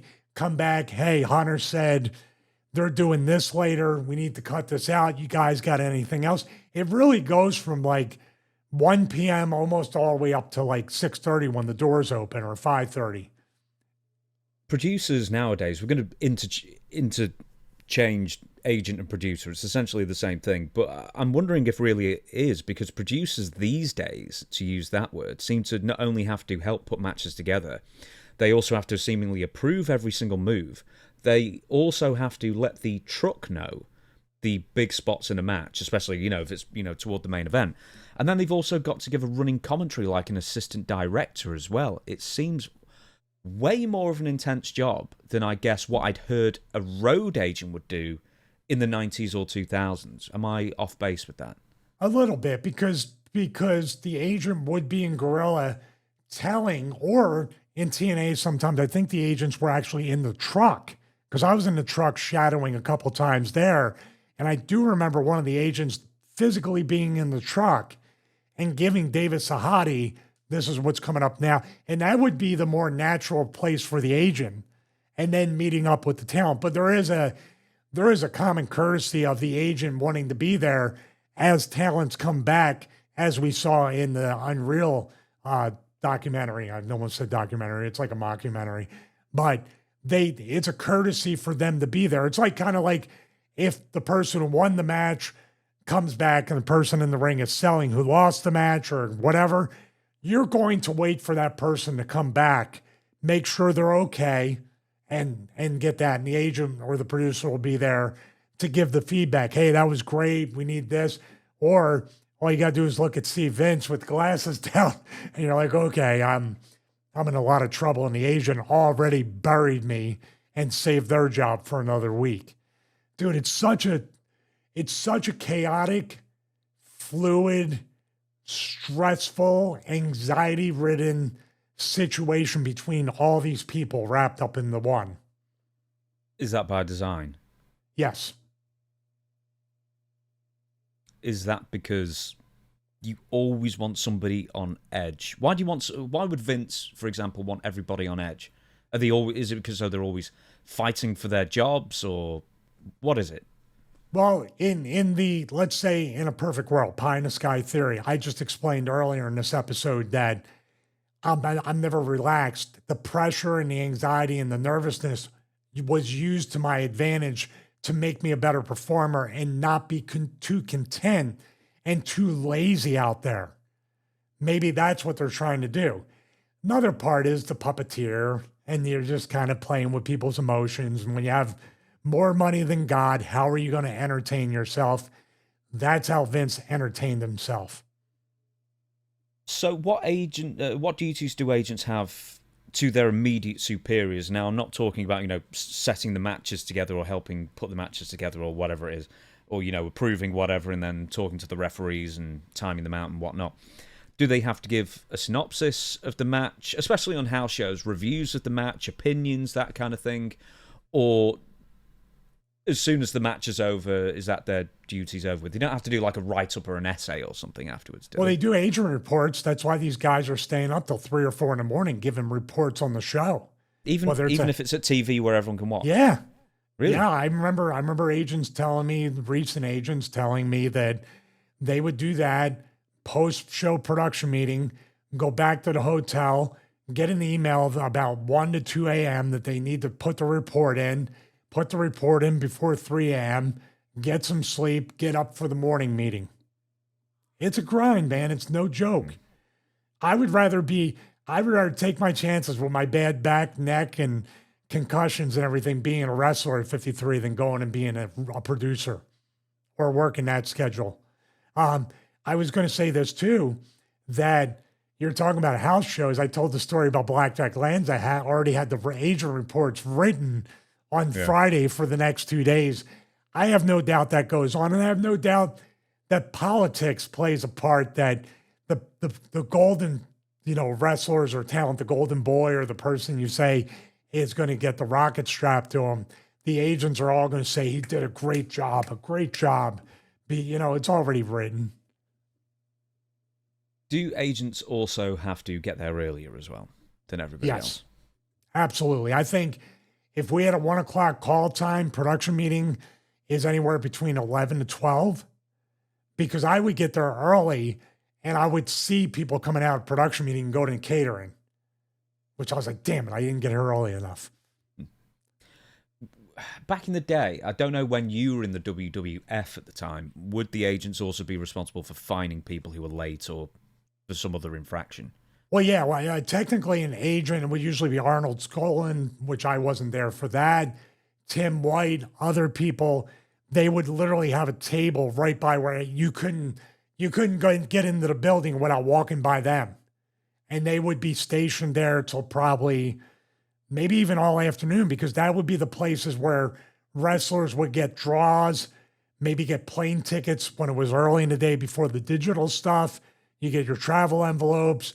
And then sometimes the matches would already be written in there, and they would have a multi-purpose thing. But the real reason is, if they're late, fine them. That's what they were there for. Do talent generally have to suck up to the agents, or are they? Well, I guess it depends on the agent, of course, because I think you said, well, you never know who the double agents are in that, who are actually working more for the office than for the talent, of course. Does it behoove the talent to suck up to the agents somewhat? Yes. It behooves the talent to suck up to everybody in power and management, because guess what? Even when an agent or somebody, like let's take a Mark Carano, not that he ever suck up to him. I was always cool to everybody and respectful. Not, maybe that's the problem. I wasn't over the top kissing her ass every chance I got, telling them how great they were, which does translate into more money and a push. Mark Carano was the guy that was basically the guy like, remember Cena signing the autographs? Mark Carano was the guy taking the autograph and putting a new sheet under Cena. Then he was head of talent relations. So you I did it in a very, how should I say, natural, authentic way where I was like, I'll just respect everybody and whatever happens. But you never know where these people are going to end up. And unfortunately, not everybody gets it, and he treats certain people like crap. Now that person's in charge. Now that person's going to make them pay. Look at Rock and Triple H. They messed with Rock. Who would have guessed Rock would be running the company? And maybe slowly but surely making Triple H pay a penance for that. Agents-wise or producers-wise, do producers always get blamed if a match goes long or short, or if the match is bad? Agents get blamed, then agents will blame the talent. Nobody shares the blame. The talent ends up getting blamed in a way because if a talent comes back and says, well, that's like I said about Jamie Noble, because I didn't care at that point. Well, that's what he told us to do that. Now you're buried forever. I didn't know. I knew I didn't have long for the company at that point, so it didn't matter how much more can you bury me. But if that happened and you had any hope of moving on, that agent now is going to make it their mission to bury you and maybe get you fired. Because now you're exposing their flaws and they could get fired. Now they're going to try to get you out of there before and stooge you off to get in better favor with the company. Isn't it exhausting just hearing it? This is less WWE UnReal and just like a thesis on the politics of wrestling and how do you even, it's tough to even begin to know how to navigate them, which I guess is the, pitfall of so many. Well, here's the thing. If you zig, they're going to zag. If you think it's up, they're going to go down. Do agents, and I know for a fact that Goldust was fired once as an agent for this, but do agents get the blame for if a pre-approved move by the producer is used in a match that officials then are unhappy it's been used, essentially? But I'm pretty sure one of the times Dustin Rhodes was fired was because he pre-approved some like double powerbomb thing or something, I don't know, and they fired him straight away. Well, because Dustin's a stand-up guy and he's much too good of a guy and much too authentic of a person to be an agent. He's not political in that way. So I guarantee you, I don't know the story. Dustin, when they came to them and they said, whose fault is this? You shouldn't do the move. Or they're yelling at the talent. You dumb Fs, what are you doing that move for? Dustin stepped in, protected the boys like one of the boys would do and say, it's on me. It was my idea. I approved it. And he got fired.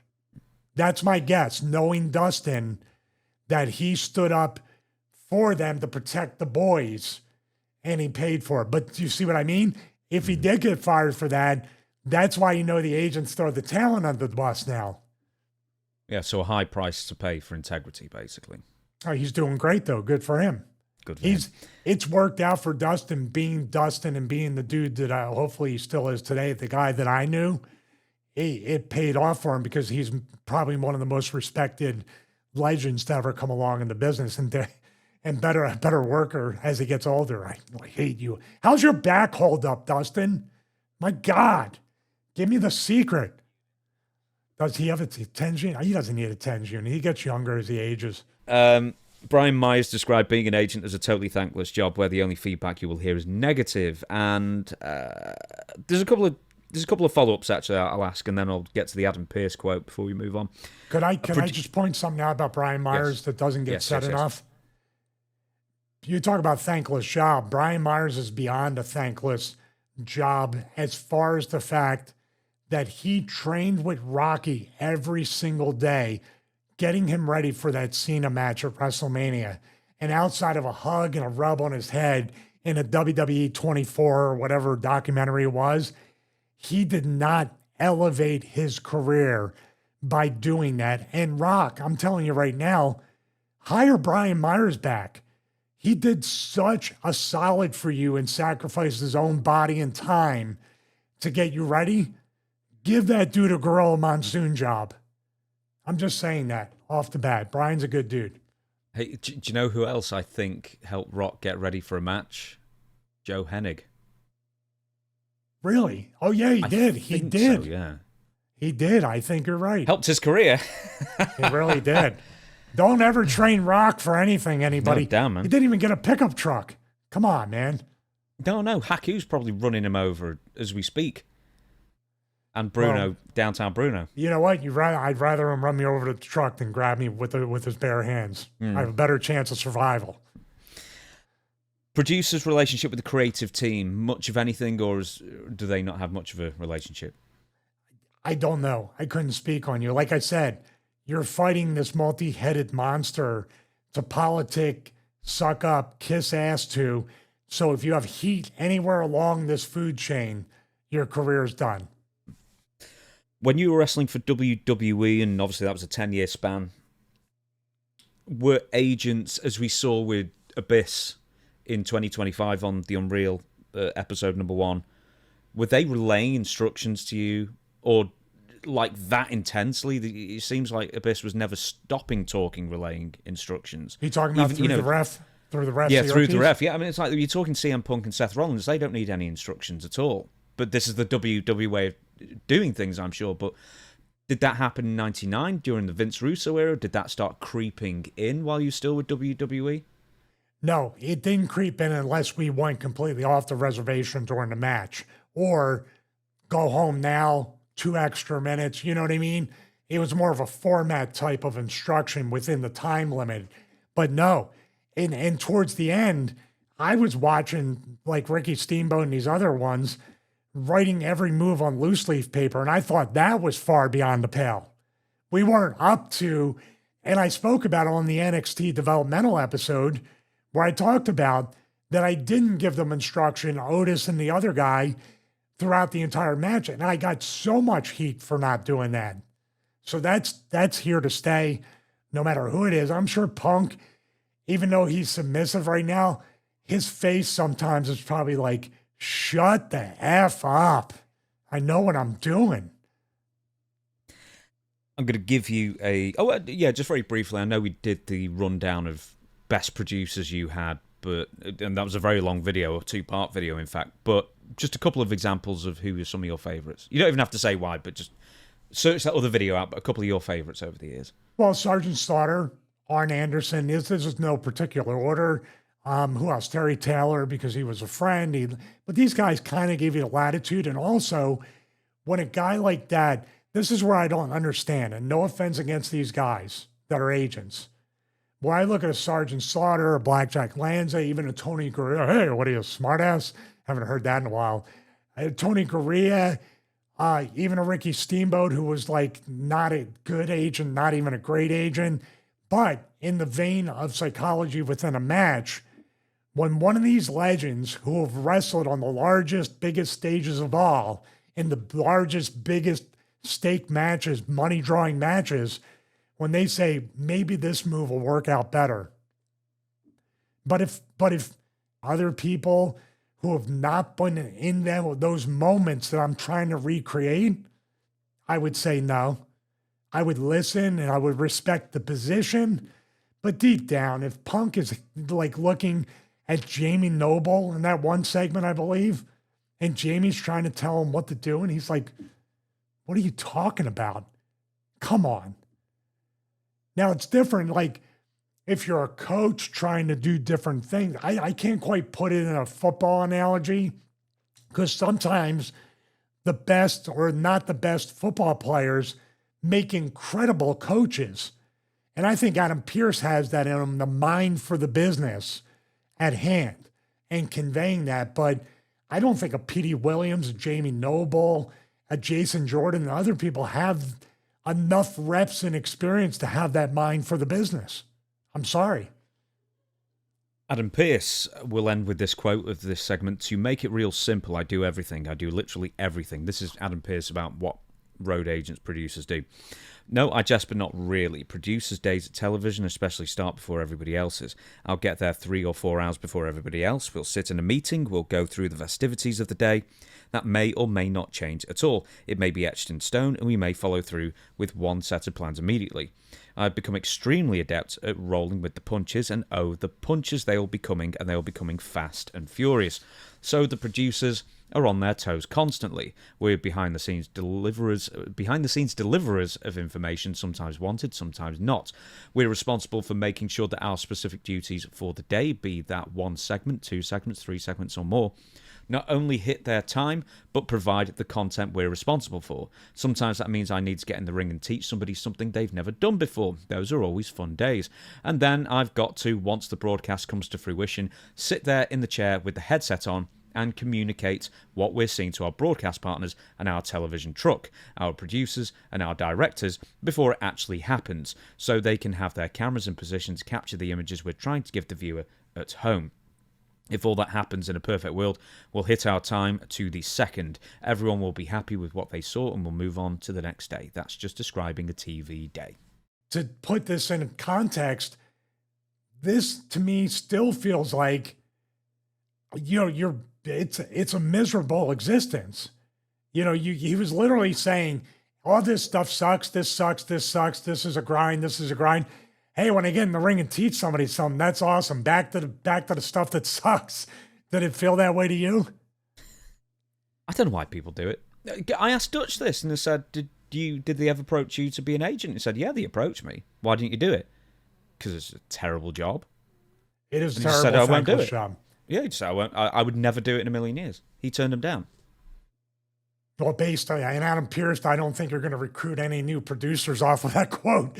So, yeah, I this is the thing. Sometimes I wish that I knew more about the way it went on there, and I don't pretend to know everything. Now, there are patterns that are the same. We talked about in this UnReal episode 1 and 5. Not much has changed in the regard that I know not much has changed. But with saying something about this and saying, well, these guys never were on top or drew money or had these positions, dare I say it, there's a reason why they're going with young, malleable. That's a word you used with Punk earlier, right? Mm-hmm.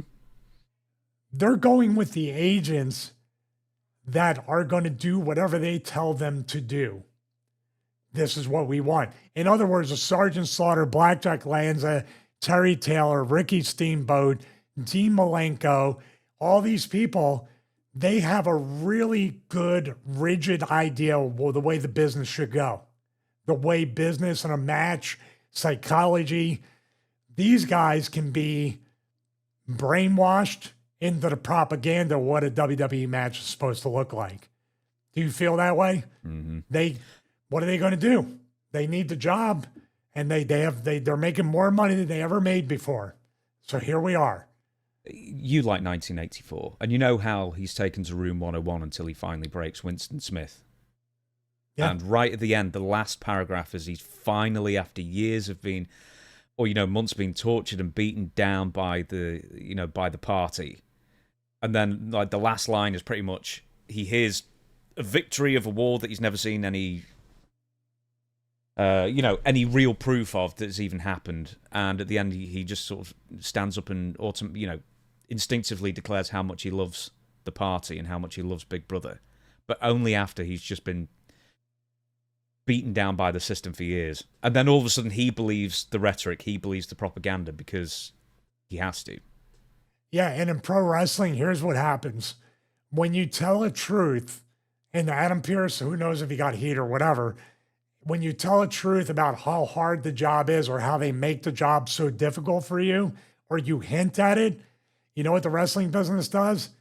Oh, you called us out for something we're actually doing. Now we're really going to do it to you. That's the wrestling business. Speaking of the wrestling business, Oh, this personifies everything I just said. I thought it might do. Yeah. So this is maybe the most famous scene from the first episode, and it is Joseph Park, Abyss.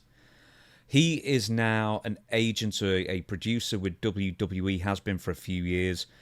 And if nothing else, he came across as just like the most nice, most eager to please person. I mean, he came across as like the most authentic person in the entire show. He is, for the very first episode of WWE Raw on Netflix, the agent, the producer for the main event of CM Punk versus Seth Rollins.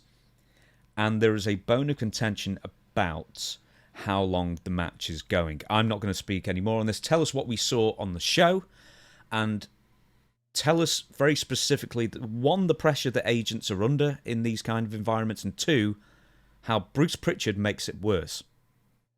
Well, I want you to talk about the situation and what you described in the script here, and then I'm going to interpret if that's okay, because I want to give proper context to this. And it was, yeah, I don't know if it's a too strong a term, but it sickened me to watch that. It was sickening. So, okay then, Joseph Park, episode 1, Bruce Prichard just came across as so feared, and he comes across as so feared because he looks like somebody who will get rid of you, who will fire you if you annoy him.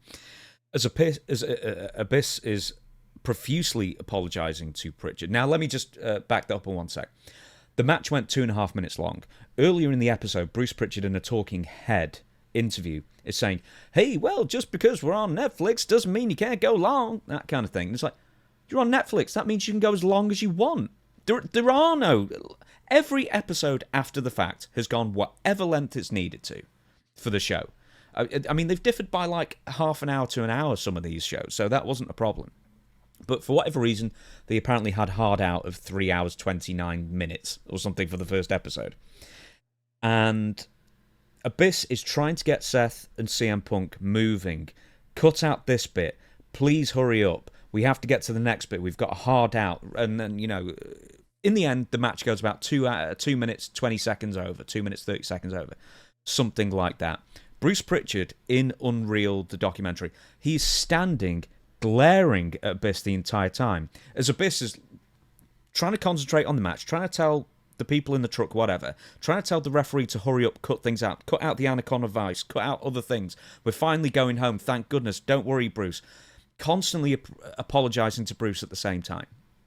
Afterwards, everyone's applauding, and, we've finally done the first show, and Abyss goes straight up to Bruce, apologizing profusely.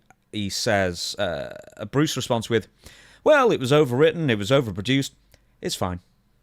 And then William Regal... It's fine is the scariest part of that. Yeah. Abyss then is comforted by William Regal. Abyss says, I'm not beating myself up, I just want to make this man, Bruce Prichard, happy, that's all. Is he mad at me? And Regal just calms him down more and just said, look, make me happy by being happy with the job you did. So Regal saying being a nice person, and Bruce Prichard is doing the, on the surface, yeah, it's fine. You did everything wrong, but it's fine. I'll say it again, as I say it a million times, and this kind of personifies what I'm about to say. This stuff is hard enough without people and things like this and situations like this making it even more difficult and making you even more stressed out to go back to the hotel room with, well, he said it's fine. What does that mean? And that tone was, it's fine. I'm going to go bury you kind of thing. This might have been the best segment, the most real segment of the UnReal stuff. This was a real moment here. And unfortunately, it was a real moment for Chris, for Abyss, for Joseph Parks, whatever you want to call him. I've been around Bruce Prichard maybe a handful of times, maybe a little bit more than that. He's one of those people. Have you ever been around anybody? I'm asking you, James, and everybody out there. Have you ever been around anybody and you're just like, I need to get out of here, away from this person and away from this whole area as quickly as humanly possible? That's what it's like to be around Bruce Prichard and staring a hole in the guy that's actually telling the wrestlers, and they're not listening to him. and you're staring a hole in him as he's pleading with these people, trying to do his job, and you're there, and somehow, some way, I zoomed in on it as Abyss is flustered and talking to him and trying to explain it. And when Bruce said those 3 lines to him, it was, what I'm just looking right here. Excuse me. Oh, it was overrated, overproduced, lower tone. It's fine. I sensed somewhat of a morbid pleasure in Bruce that he was getting Abyss all worked up. And if he's ribbing Abyss, whatever. But it felt more than a rib to me. It felt like he took pleasure in making Abyss go back to the room, sweat it out, and just literally being on the verge of tears in a way. And maybe evil is hyperbole, but I've been around some really, really dark, seedy type of off-putting individuals in my wrestling career during my entire wrestling existence. And Bruce is one of those people that I could not wait to get away from. Just never had a good vibe from that guy. Yeah, that one really stood out to me, that. Because it's right. It wasn't... He's called Chris Parks, not Joseph Parks. It's Christopher Joseph Parks. I can never remember which one's his real first name. But he's doing everything he can to speed them up. Short of Abyss walking out to the ringside and shaking his tie around, what do you want him to do? Yeah, and I know for a fact here, I don't know if I can't remember if it was shown or not. Bruce, because they're 2 top guys, will suck up and kiss their ass and hug them. Oh, yeah, great job, everybody. Great job, doing his half Roddy Piper impersonation. Oh, great job, great job. Chris messed everything up a bit, but you guys covered for it. Trying to be funny, but in the same way, showing what an insincere, two-faced person that this guy is. And that's why he's been in that company for so long. And that's why he's been in wrestling for so long. You see, for me, and I imagine a lot of people out there, we know Bruce best from, his podcast with Conrad. And he's, jovial to a point. He's funny. He's witty. He's got a great memory for what he believes happened in some of the things he said anyway, which are fairly... I mean, even Conrad, would push back on certain things. Well, here's the thing about him. Here's the thing about him. He and Paul, him and Paul Heyman, I don't know if they're still best friends, but they've been best friends for many years in the past. They're like twin brothers when it comes to the wrestling business. Jovial, disarming. I'm not doubting Bruce's mind for the business. His ability to do a job under immense pressure under Vince McMahon.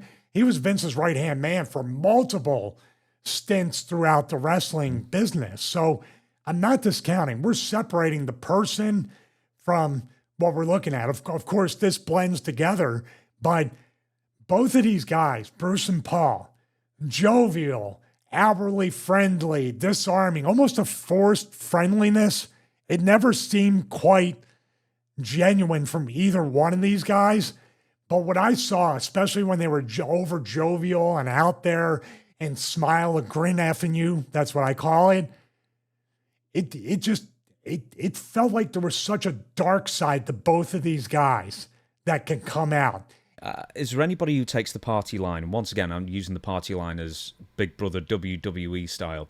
The WWE party line more than Bruce. Is he just completely indoctrinated? And didn't you even say at one point, look, when Vince McMahon left, Bruce was still there. Yeah, to me, that's the biggest mystery of all. Bruce and Michael Hayes are Vince McMahon yes men. They're right there. I mean, Bruce, Vince Russo tells me, Bruce loves Vince like a father. So you got to give him that, I guess. But for them to still be there during the Triple H era, I don't know. That's why it lent to all these different theories that Vince still had something to do with WWE, because why would those two guys be there? TKO, Endeavor. Kevin Dunn's not even there, and Kevin Dunn, dare I say it, would have more of a function being the director of these TV shows, or at least handing it off to another director and training them for a couple of years than these two guys. So I don't want to see anybody out of a job, but we keep saying that. But really, what did they do? What did Bruce do in this segment except add stress and anxiety to an already stressful and anxiety-ridden segment? So what does he do in WWE? I don't know. I don't know. He must do something. Because He yells at Abyss. He makes Abyss feel like a piece of crap. Here's your paycheck.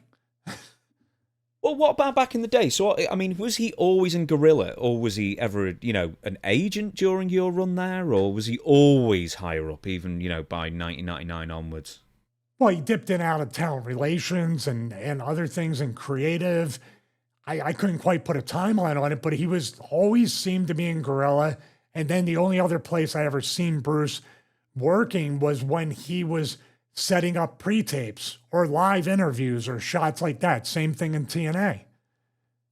Hey, this is the same guy that Vince Russo got a job for in TNA, and 2 weeks later, he took Vince Russo's job, politicking the Dixie Carter. So he's perfect for the wrestling business.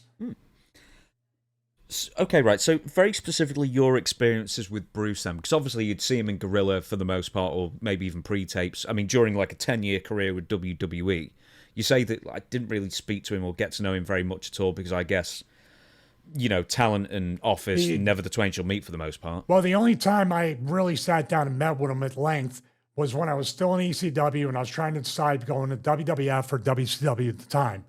I went out to a place, some sushi restaurant or something, took me out, had the same off-putted attitude that I couldn't wait to get out of that restaurant. I do not like being around this dude. And I was naive as naive comes, and I wanted to go to WWF. And I still was like, in that sort of the experience with Bruce there, and knowing he was best friends with Paul, which also ruined, kind of made things stressful with Paul, because Paul had told me that some weird story like, oh, they don't want to meet with you. You need to come back home. So I called Bruce up and he goes, no, it's still on.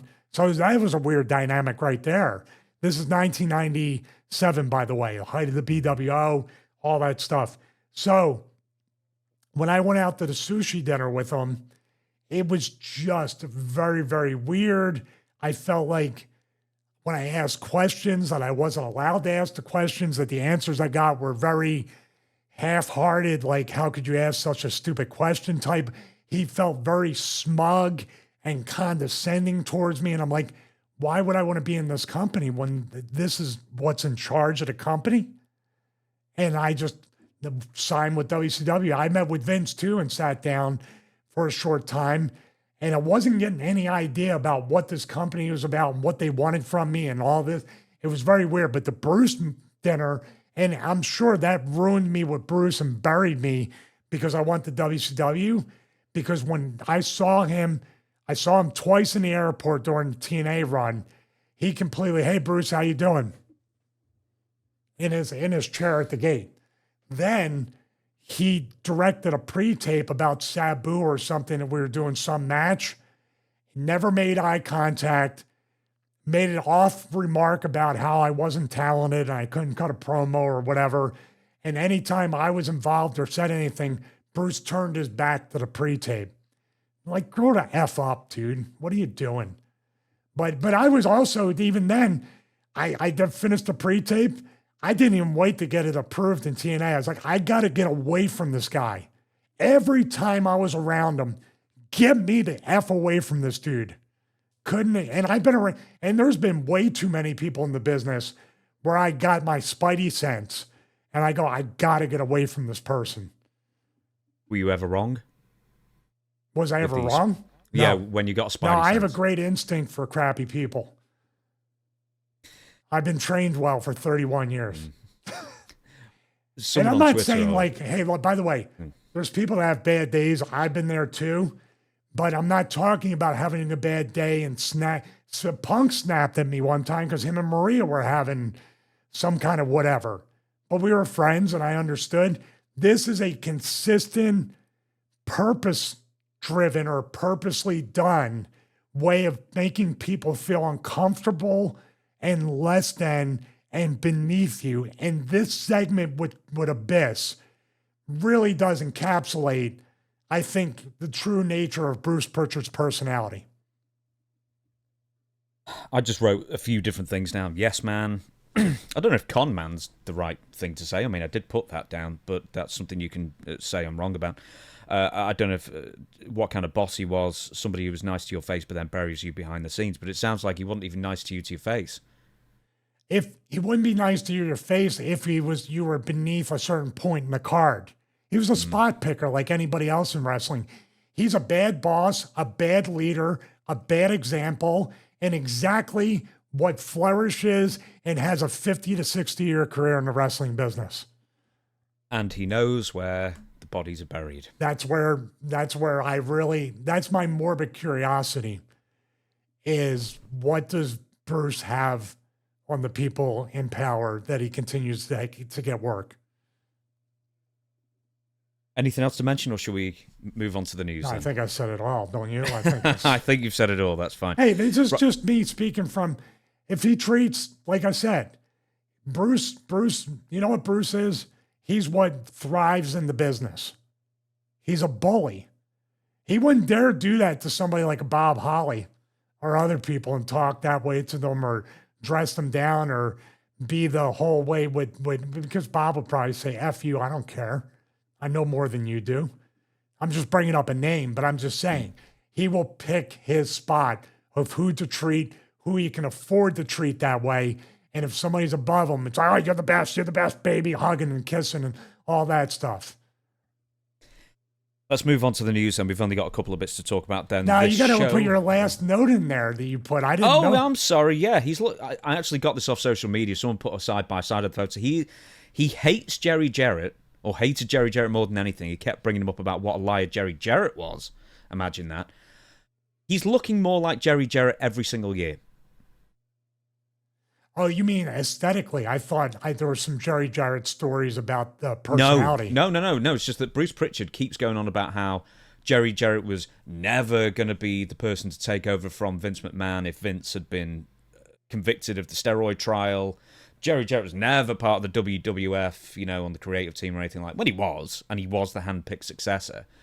Or at least in a temporary thing. And I was always wondering, is it just straight jealousy that Bruce wasn't, going to be the hand-picked successor? You think it was in Bruce's way? Is that what you think it was? I guess it kind of was. Yeah, and this is years after the fact on the podcast. I never bought that argument from Bruce that Jerry Jarrett was never this, he was never that. I think I've even asked Dutch, and Dutch was like, yeah, he was there. I know he was there. Because him and Jerry had been friends for decades. And I believe what Dutch says about Jerry than Bruce, who just seems to have... It almost seems like a really random axe to grind against Jerry. I think it's professional. I think it's a little professional jealousy that this guy threatened his spot. Or maybe Jerry was closer to Vince than Bruce, and Bruce loved Vince like a father. And it's like that kind of sibling jealousy type thing. Even though Jerry probably had no idea what that was, what he was competing for. So, we're going to move on to the news, and there's only a couple of bits we're going to talk about. One, this only came up yesterday. It happened the same day, pretty much at the same time, in fact, that Hulk Hogan had died. And it's Vince McMahon nearly kills a woman. And I'm going to read you the news from it. I think this is a copy and paste from F4W Online. Former WWE CEO Vince McMahon was charged with reckless driving in Connecticut after he was involved in a 3-car accident that severely damaged his vehicle. The accident occurred on the Merritt Parkway in Westport, Connecticut on the morning of July 24th, according to the state police reports. Anyway, McMahon was driving northbound Route 15 when he collided with the rear of another vehicle and then crashed into a median wooden beam guardrail. Another vehicle was driving southbound on the route and collided with debris projected over the centre median from McMahon's vehicle. No injuries were reported in the crash, and there were no passengers in any of the affected vehicles. McMahon was driving a soon-to-be damaged Bentley. McMahon was issued a misdemeanor for reckless driving. Anyway, that was the report. A Facebook post that has now since been deleted was from a lady called... I don't know if she's got a first name or her first name is Doran. I can't remember because of just the copy and paste. And for some reason, my printer's also not printed a couple of words. So it says, while initial blank stated, probably reports, stated that no one was injured in the crash. Doran shared that she has been experiencing a stiff neck and has undergone a full battery of tests. Doran wrote, lucky to have survived a horrific car crash, on the way up to catch the ferry to Martha's Vineyard last Thursday morning. Both cars totaled. Vince McMahon, former chairman of WWE, hit me going 80 to 90 miles per hour as I drove in the right lane of the narrow Merritt Highway built in the 30s. I and the dog are mostly fine, but was lucky to have kept control of the car more or less as I shot off the road after being catapulted over 100 yards. An unmarked state trooper had been following him as he sped in and out of cars down the highway and had just turned on his lights to pull McMahon over, but he was not in time. Both front wheels of McMahon's Bentley were sheared off and his airbags deployed, probably saving him from significant injury. The trooper told me afterwards that McMahon saw me last minute and swerved, smashing into my left rear, but that if he had hit me full on, there might have been a very different ending. We'll talk about other stuff. Vince McMahon's nearly 80 years old and he's still driving like an absolute moron. And this is not far from the first time we've heard that Vince McMahon is the worst driver in the world. Yeah, I would concur with that. And the Merritt Parkway, I've driven up and down. I used to live in Wallingford, Connecticut, which is north of Westport, maybe in a half hour or something like that. That 2-lane road, it was built in the 1930s, and there's a lot of accidents there. People, just in the curves sometimes, but you can easily just spin out on that road, and it seems to happen, and people don't pay attention. This here is the poster situation of that. But how do you shear both the front tires off your Bentley? Unless you really tried to spin them like that. You know what I mean? The tires come off. And yeah, he's a maniac. Whether he's driving, working out, belt squats, I don't know. I was going to make Dating. a joke. I was going to make a joke that he didn't pull out any NDAs at the accident and tell her not to put a Facebook post up. Thank God everybody's okay. Jim Cornette on Twitter responded to this and said the long list of people who would refuse to ride with Vince McMahon driving included me and Jim Ross, who told him, I love my children and want to see them again. Yeah. And of course, I'll read the next line because it's just, it explains the SmackDown opening right here. I've heard that Vince McMahon would blast AC/DC to deafening levels and drive like a total maniac for no apparent reason, and you are 100% correct. I've been there when he's pulled up at Titan Towers. Somehow I caught him, and it's blasting mostly all the time AC/DC so loud that I could hear it on the other side of the garage as he's pulling in. What cars was he driving at the time? I think he was driving a Porsche at that time. Almost the same one from that Inside Edition when he talked about the one interview guy that was on Phil Donahue, remember, about the sexual abuse scandal.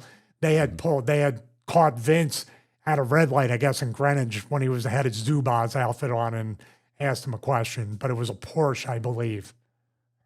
There's also another time, there's not that many stories about his terrible driving other than, I can't remember exactly the details, but I just wanted to mention it anyway, or even who said the story, is that whether he was tearing into Madison Square Garden or out of Madison Square Garden, he went the wrong way down the one-way system to get to the staff car park there. And the police just, I don't know if somebody tried to pull him over and stop him, but I think he wound down his window and actually gave the speech of, I'm Vince McMahon, damn it, open this road right now. And they did. Whether it's the police or construction or whatever it is, he was that forceful, they went, okay, and just let him through. Open this road. Open this road. Yeah, that's Vince. Yeah, Liam Neeson. You gotta kind of loop around or something. We go to the parking garage across the street. I'm assuming Vince parked inside the garden. Only the best of the best. He probably parked in the rafters, knowing it. He probably ran people over and had the guardrail, the barrier, just all like that. He was like, "Oh, we're going to drop this on Stevie Richards' head in a few years. Let's put that at the side." So, yeah, I mean, he probably drove down one-way streets. He probably was lucky to be on the correct side of the Merritt Parkway. Like Vince, I've heard the story where Vince McMahon was on the Merritt Parkway and said, God damn it, I forgot something. And it just made a U-turn right there. His cars are just going 70, 80 miles an hour. Probably could have sheared the tires off then. I wonder if he's ever been given a ticket. Or he's just yelled his way through it. I think if you check his glove compartment, he'll have a big pile of parking tickets, traffic tickets that he never paid and never will pay. It'll be between him and Jerry Lawler then for the all-time amount of tickets received driving. You know what Vince probably did? He probably has all these yearly donation to the Police Benevolent Association. All those tickets get wiped out. Oh, God, yeah. We know how it goes. I've got to mention one thing. He's 80 years old. And, like, this is still a character trait. Is this just whatever uppers he's taking constantly? Or is this just some weird testosterone thing that only he has, that he's nearly 80 years old, and he's just, like, grinding his teeth furious behind the wheel still as an octogenarian? Yeah, where do you got to go? Where do you got to be? Yeah, he's got to go nowhere. What, to your lawyer's office? I have no idea. Another NDA. I've got to sign before 12. Got to squeak in another workout. Well, next time that glove compartment isn't going to have tickets. It's going to have a bunch of NDAs in it when you get in an accident with Vince. But I will say that, I mean, this person's obviously going to sue him to some degree. There's going to be stuff going on. Oh yeah, the police report said no injuries, and then all of a sudden in a deleted post it was, I've got a bad neck. There you Which go. is fair enough, in fairness. If you got somebody driving like that could have killed you, it's real scary. But yeah, this is probably a side effect of a person that has never been told no, never been told, or maybe in this case, hey Vince, you're getting up to be 80 years old. Shouldn't you just not drive anymore? What? Gran Turismo. This is like him playing Burnout Paradise in real life. Let's finish on this Vince McMahon question. Do you ever see him back? Do you think we're just going to get the occasional story of him running over all women? And that's You know what I thought? I talked about it with Ben on the show this week. I thought that if there was ever a time, maybe not to see the Vince McMahon voice or Vince McMahon face, but hear the Vince McMahon voice, I thought he was going to voice over the Hulk Hogan tribute. I thought that was going to be a real possibility. He was in a photo. That was about it. Just one photo in one of the montages. Now, at this point, I mean, will he come back? I don't know. Is Vince in the WWE Hall of Fame? No. That would be the only thing I could see them maybe doing. Maybe. We will find out then. So we're going to end with this. One more bit of news. It's not really news, but it's almost like the deepening of a mystery that has intrigued people since 2022, since Cody Rhodes left AEW. There's a 73-second clip out from, is it the Bill Simmons podcast? I think it is. And Cody Rhodes replied to a question saying why he left AEW, essentially. You watched the video, you've got the quotes in front of you. Would you like to read them out and dissect them, or would you like me to read the quotes out first? I'll read the quotes. I'll give you a little bit of a break here. So in the 73-second clip seen below, Rhodes replied to a question not on the video, saying there's clearly bad blood, but there's also clearly respect and love. Rhodes said that's the way he sees it. If he was ever disrespected at WWE, that's one thing, equating the company to the New York Yankees of Major League Baseball, an established brand where he's a number on a spreadsheet. Isn't that weird that you say, well, WWE can disrespect me, but not AEW? Isn't that a weird thing to say? But to me, Chris, making the money sign. He's in a punk. It feels like a punk quote, doesn't it? Mm-hmm. All right, here's another quote. But feeling disrespected, it's something I built with my friends that we built. Feeling disrespected there, I wouldn't stand for it, he said. I think with Brandy and I both, I'm so blessed to have her. It was one of those where it was like, F it. I did way more here than you think, and you're going to find out the moment I'm out the door. Now, here's the thing. Do you think it's partially he was disrespected? And do you think another part of that, since he mentioned her name, that Brandy was disrespected as well? I don't know if I've got a theory, but I think a lot of the issues stem around Brandy Rhodes. Wasn't she head of the women's division in AEW? They had the Heels pay subscription website. She was the chief Brandy officer, Brandy, not branding. And she was, her time, her on air, and her maybe contribution into the company was scaled down over time towards the end, right? Mhm. That told a bigger story to me, mentioning her name right in the middle of being disrespected and mentioning both of them. That's my interpretation. If you can, my Philly accent's going to kick in. If you can continue the quote, please. I don't believe in the cold-hearted, backstabby type of revenge. The greatest revenge on earth is success, and I felt like we were sitting on something wonderful, something great, a huge potentially with what I was doing with the American Nightmare as a bad guy, as a good guy, something in between. We're sitting on something magic, and if I'm not doing to do it in the house, I literally, with Matt Jackson, Kenny Omega, and Nick Jackson built, then buddy, I'm going elsewhere. After helping found AEW, Rhodes and his wife Brandy announced in early 2022 that they were leaving. He eventually signed, he being Cody Rhodes, with WWE and debuted at that year's WrestleMania against Seth Rollins. Both he and Tony Khan have been relatively quiet about the circumstances surrounding the exit. Just before we get off the Brandy thing, do you think the whole disrespect to Brandy, Cody's wife, is based on she... All right, let's just get it out there. She was a Nepo hire.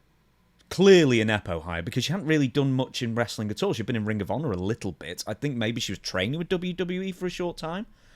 But, I mean, like, to go from that to then, like, one of the most important positions in AEW, that must have, and this is pure speculation, of course, but this must have sowed some seeds of resentment. Yeah, and she came out with him in Impact when they worked together in there as well. So she's been an on-camera, on-screen part of his act as long as he's been away from WWE. It's a hard question to answer. I would dare say, too, that Cody seems to be the most qualified business-wise to have a vision for this. But I think everybody around him, including Kenny Omega and the Young Bucks, they weren't Nepo hires, but they were buddy hires to be put as executives while they were full-time wrestlers. Really, really weird stuff. A conflict of interest, you could say.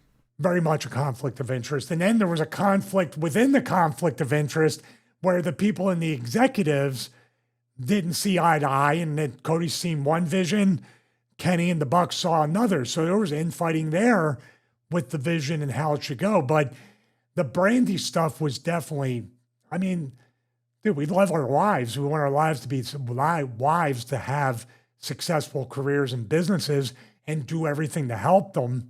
But yeah, this, with her being put in that position and being kind of shoved down people's throats, she instantly became a heel to the fans in AEW. It's interesting that I think that Brandy, I mean, obviously they've got a small child together. I mean, you know, I know how that goes and someone needs to be home. But I thought it was interesting that WWE, apart from maybe at WrestleMania 40, Brandy briefly came out to celebrate with Cody at WrestleMania 40 when he won the title. I think I'm right in saying that. Well, didn't she come out at 41 with him on the entrance and then one to the back? If I mean, that's basically it, is what I'm saying. WWE didn't hire her back. And I was always wondering, was that one of the caveats that having Brandy in a prominent position was a problem for other women in the company kind of thing, like it might have been in AEW? Once again, pure speculation. I don't know. Or WWE already has all that, or they're in a different place in their life. They have a child. That's obviously, they have the tour bus. So she was in WWE UnReal on the tour bus with him before the match. So she could be more present than we realize, but not a part of the company. This is the tricky part because we're talking about it in the business sense, but once again, that's his wife. So he's going to be very protective. So we're not saying anything about that. We're looking at it, speculation about why did you leave? Now, if somebody disrespected my wife in a company, and even if I was happy, I'd probably leave. I'd be like, I'm done. Bye. Go somewhere else. If I'm going to be disrespected, then I might as well get a WrestleMania match. Yeah, for good money, absolutely. There's one thing that he says with Matt and Kenny and Nick, he mentions, but the thing is, I'm pretty sure I've heard an interview with Kenny Omega suggest something. I'm pretty sure he said maybe it was on a Twitch stream when he was out, you know, with the diverticulitis, and he said he wouldn't have hired 80% of the people in AEW currently. So I almost think that, Kenny Omega's got his own standards as well that aren't being met. Wait, as an he said he EVP. wouldn't even employ 80% of the people currently on the Something show? like that. Yeah, he said, I wouldn't have hired most of the people in this company, which is Wow. an amazing thing to say. That was a while ago. So once again, Cody is saying he saw AEW in some sort of vein, whether it's, more of an old school NWA, more of a homage to the, Turner wrestling shows of decades past. And the Young Bucks saw it a PWG way, I don't know, and then Kenny Omega might have seen it the Young Bucks way, or might have seen it Cody's way, or might have seen it a completely different way. So a New Japan way. So between all that, we got WCW Nitro. Basically, yeah. You've got a melting pot. But it's funny. I wonder where Kenny sits with all of this, which we'll probably never find out until maybe years later, if we ever do, is who he saw as the stars, who he saw as people who shouldn't have been in the company, the EVPs he got along with, the EVPs he didn't, or at least shared a vision with. Because you seem to have basically 4 completely divergent opinions. Yeah, you don't want your executives, this reminds me of the booking committee scenario. Everybody's got something. That's why the Vince McMahon and maybe even the Triple H, good, bad, or indifferent, at least there's a singular vision guiding the company. When it's like this, and then you have all the guys, by the way, they're all full-time workers. So there's a huge conflict of interest there. And I don't have any answers, but man, these AEW urban legends and mysteries just keep growing and growing and growing. And we're not going to find out until, God forbid, when the company is basically defunct or bought out by WWE. Then you're going to see the rise and fall of AEW. And then all the good that WWE did during the time. It's going to be so much propaganda. Cody has said in a past interview, it was not an issue with talent in AEW, nor was it an issue with the money. Now, once again, there was rumors just being... He's very specifically saying disrespect. And then, you said rightly that he also mentioned Brandy in the same sentence, his wife.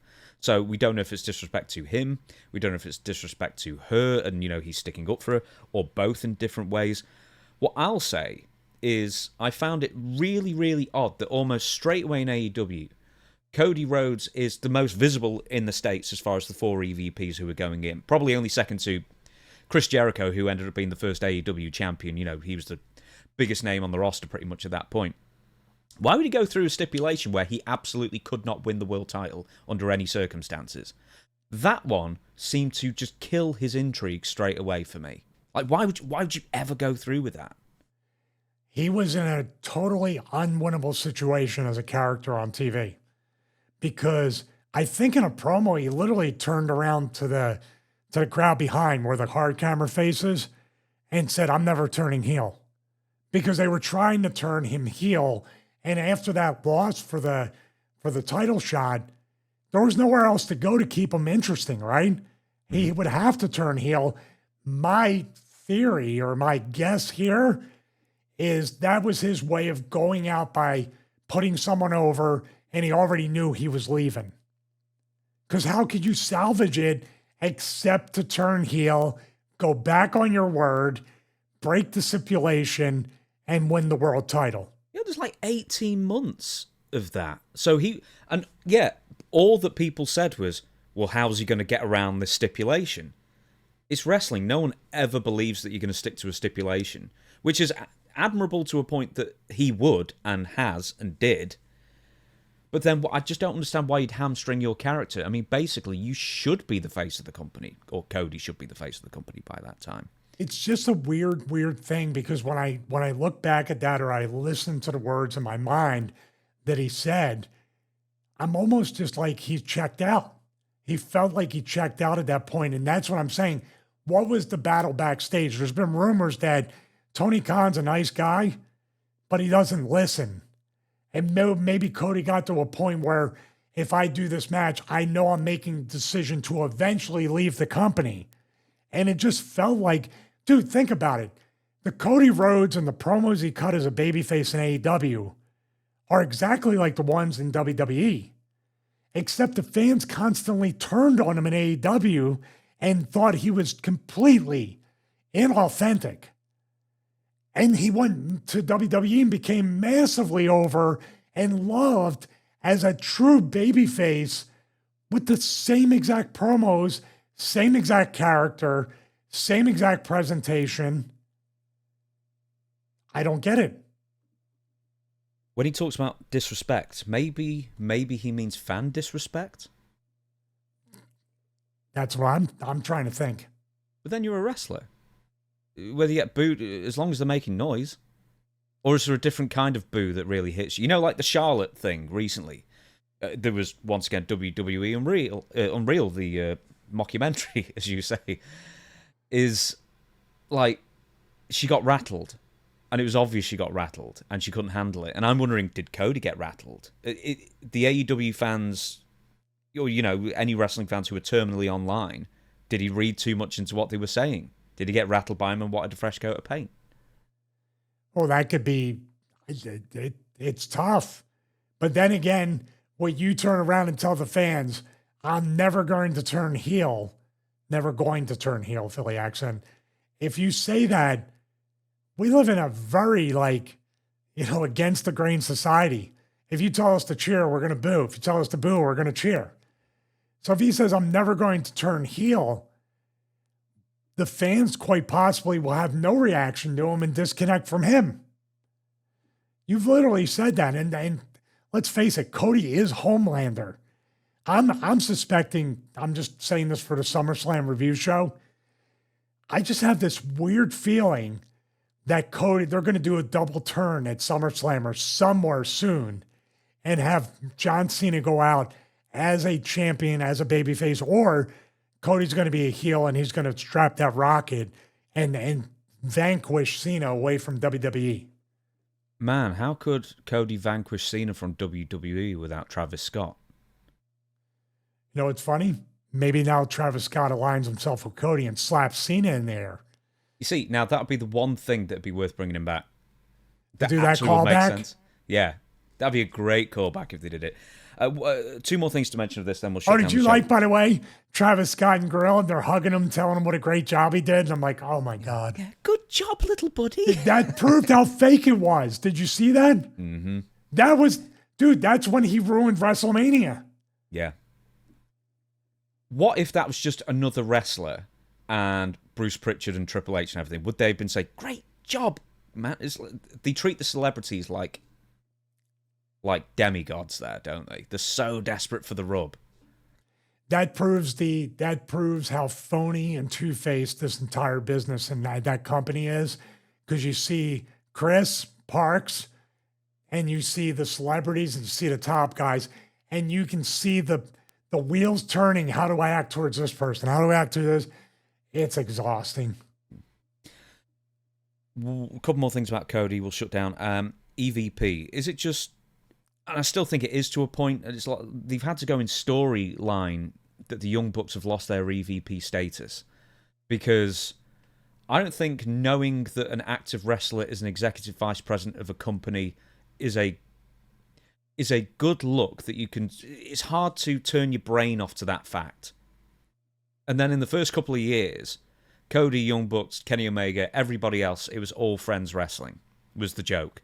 And then 3 years in 2022, CM Punk gets there, Eddie Kingston falls out with Sammy Guevara, backstage fights happening constantly, then apparently it's not all friends wrestling anymore, it's every other wrestling company there ever was. But that being said, with Cody in AEW and the rest of them in AEW, you know they're an executive vice president, you know they're pulling the strings.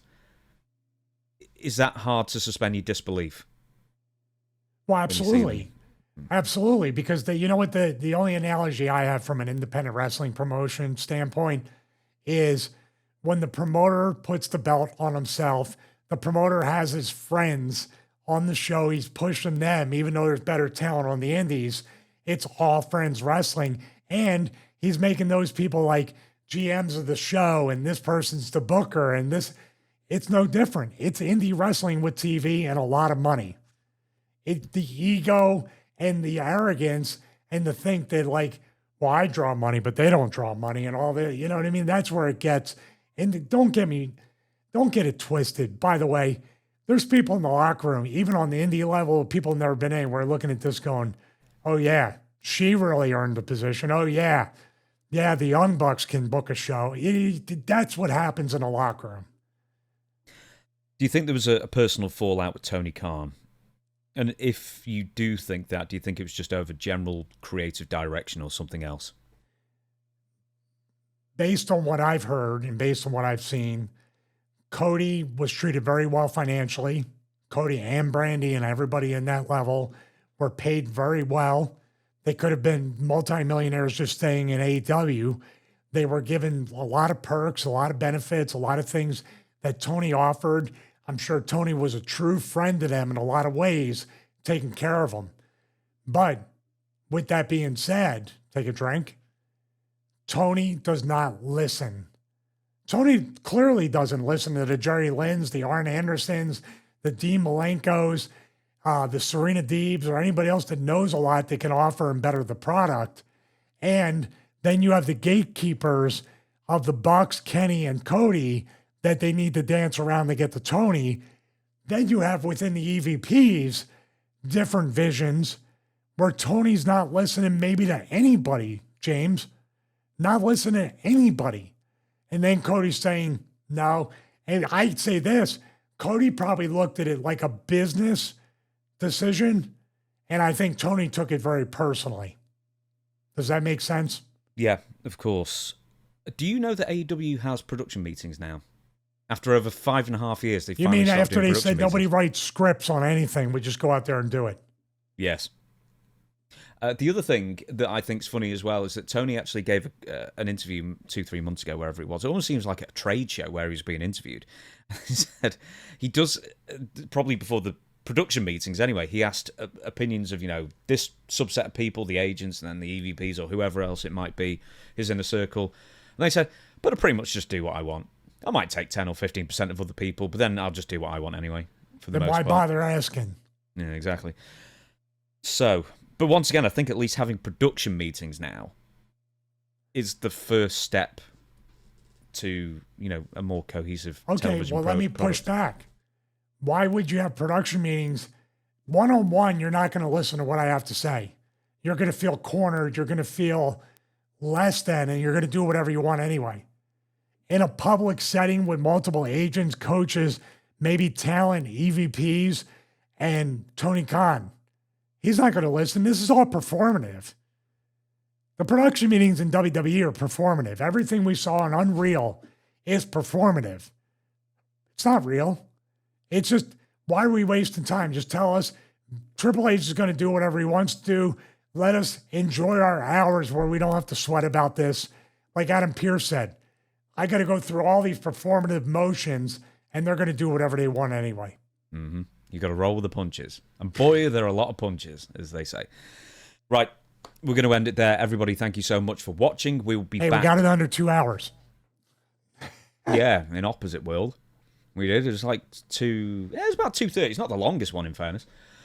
So, yeah, we'll be back on either Monday or Tuesday with a fresh, up-to-date WWE SummerSlam 2025 review both nights. Thank you very much, Stevie. So that's going to be 2 shows next week. So we're going to be out, let's be safe and call it Tuesday and Friday, but you never know, we might get it out later on Monday. Depends on how hard I kick and punch Chris into editing everything together. And, no graphics or anything fancy, just get a bare bones thing out. He's got to roll with the punches. Yes, and many, many punches he will receive to make sure that's out there. So maybe Monday, probably Tuesday, but we'll see. So we'll be out twice next week with the review show and the regular show on Friday as well.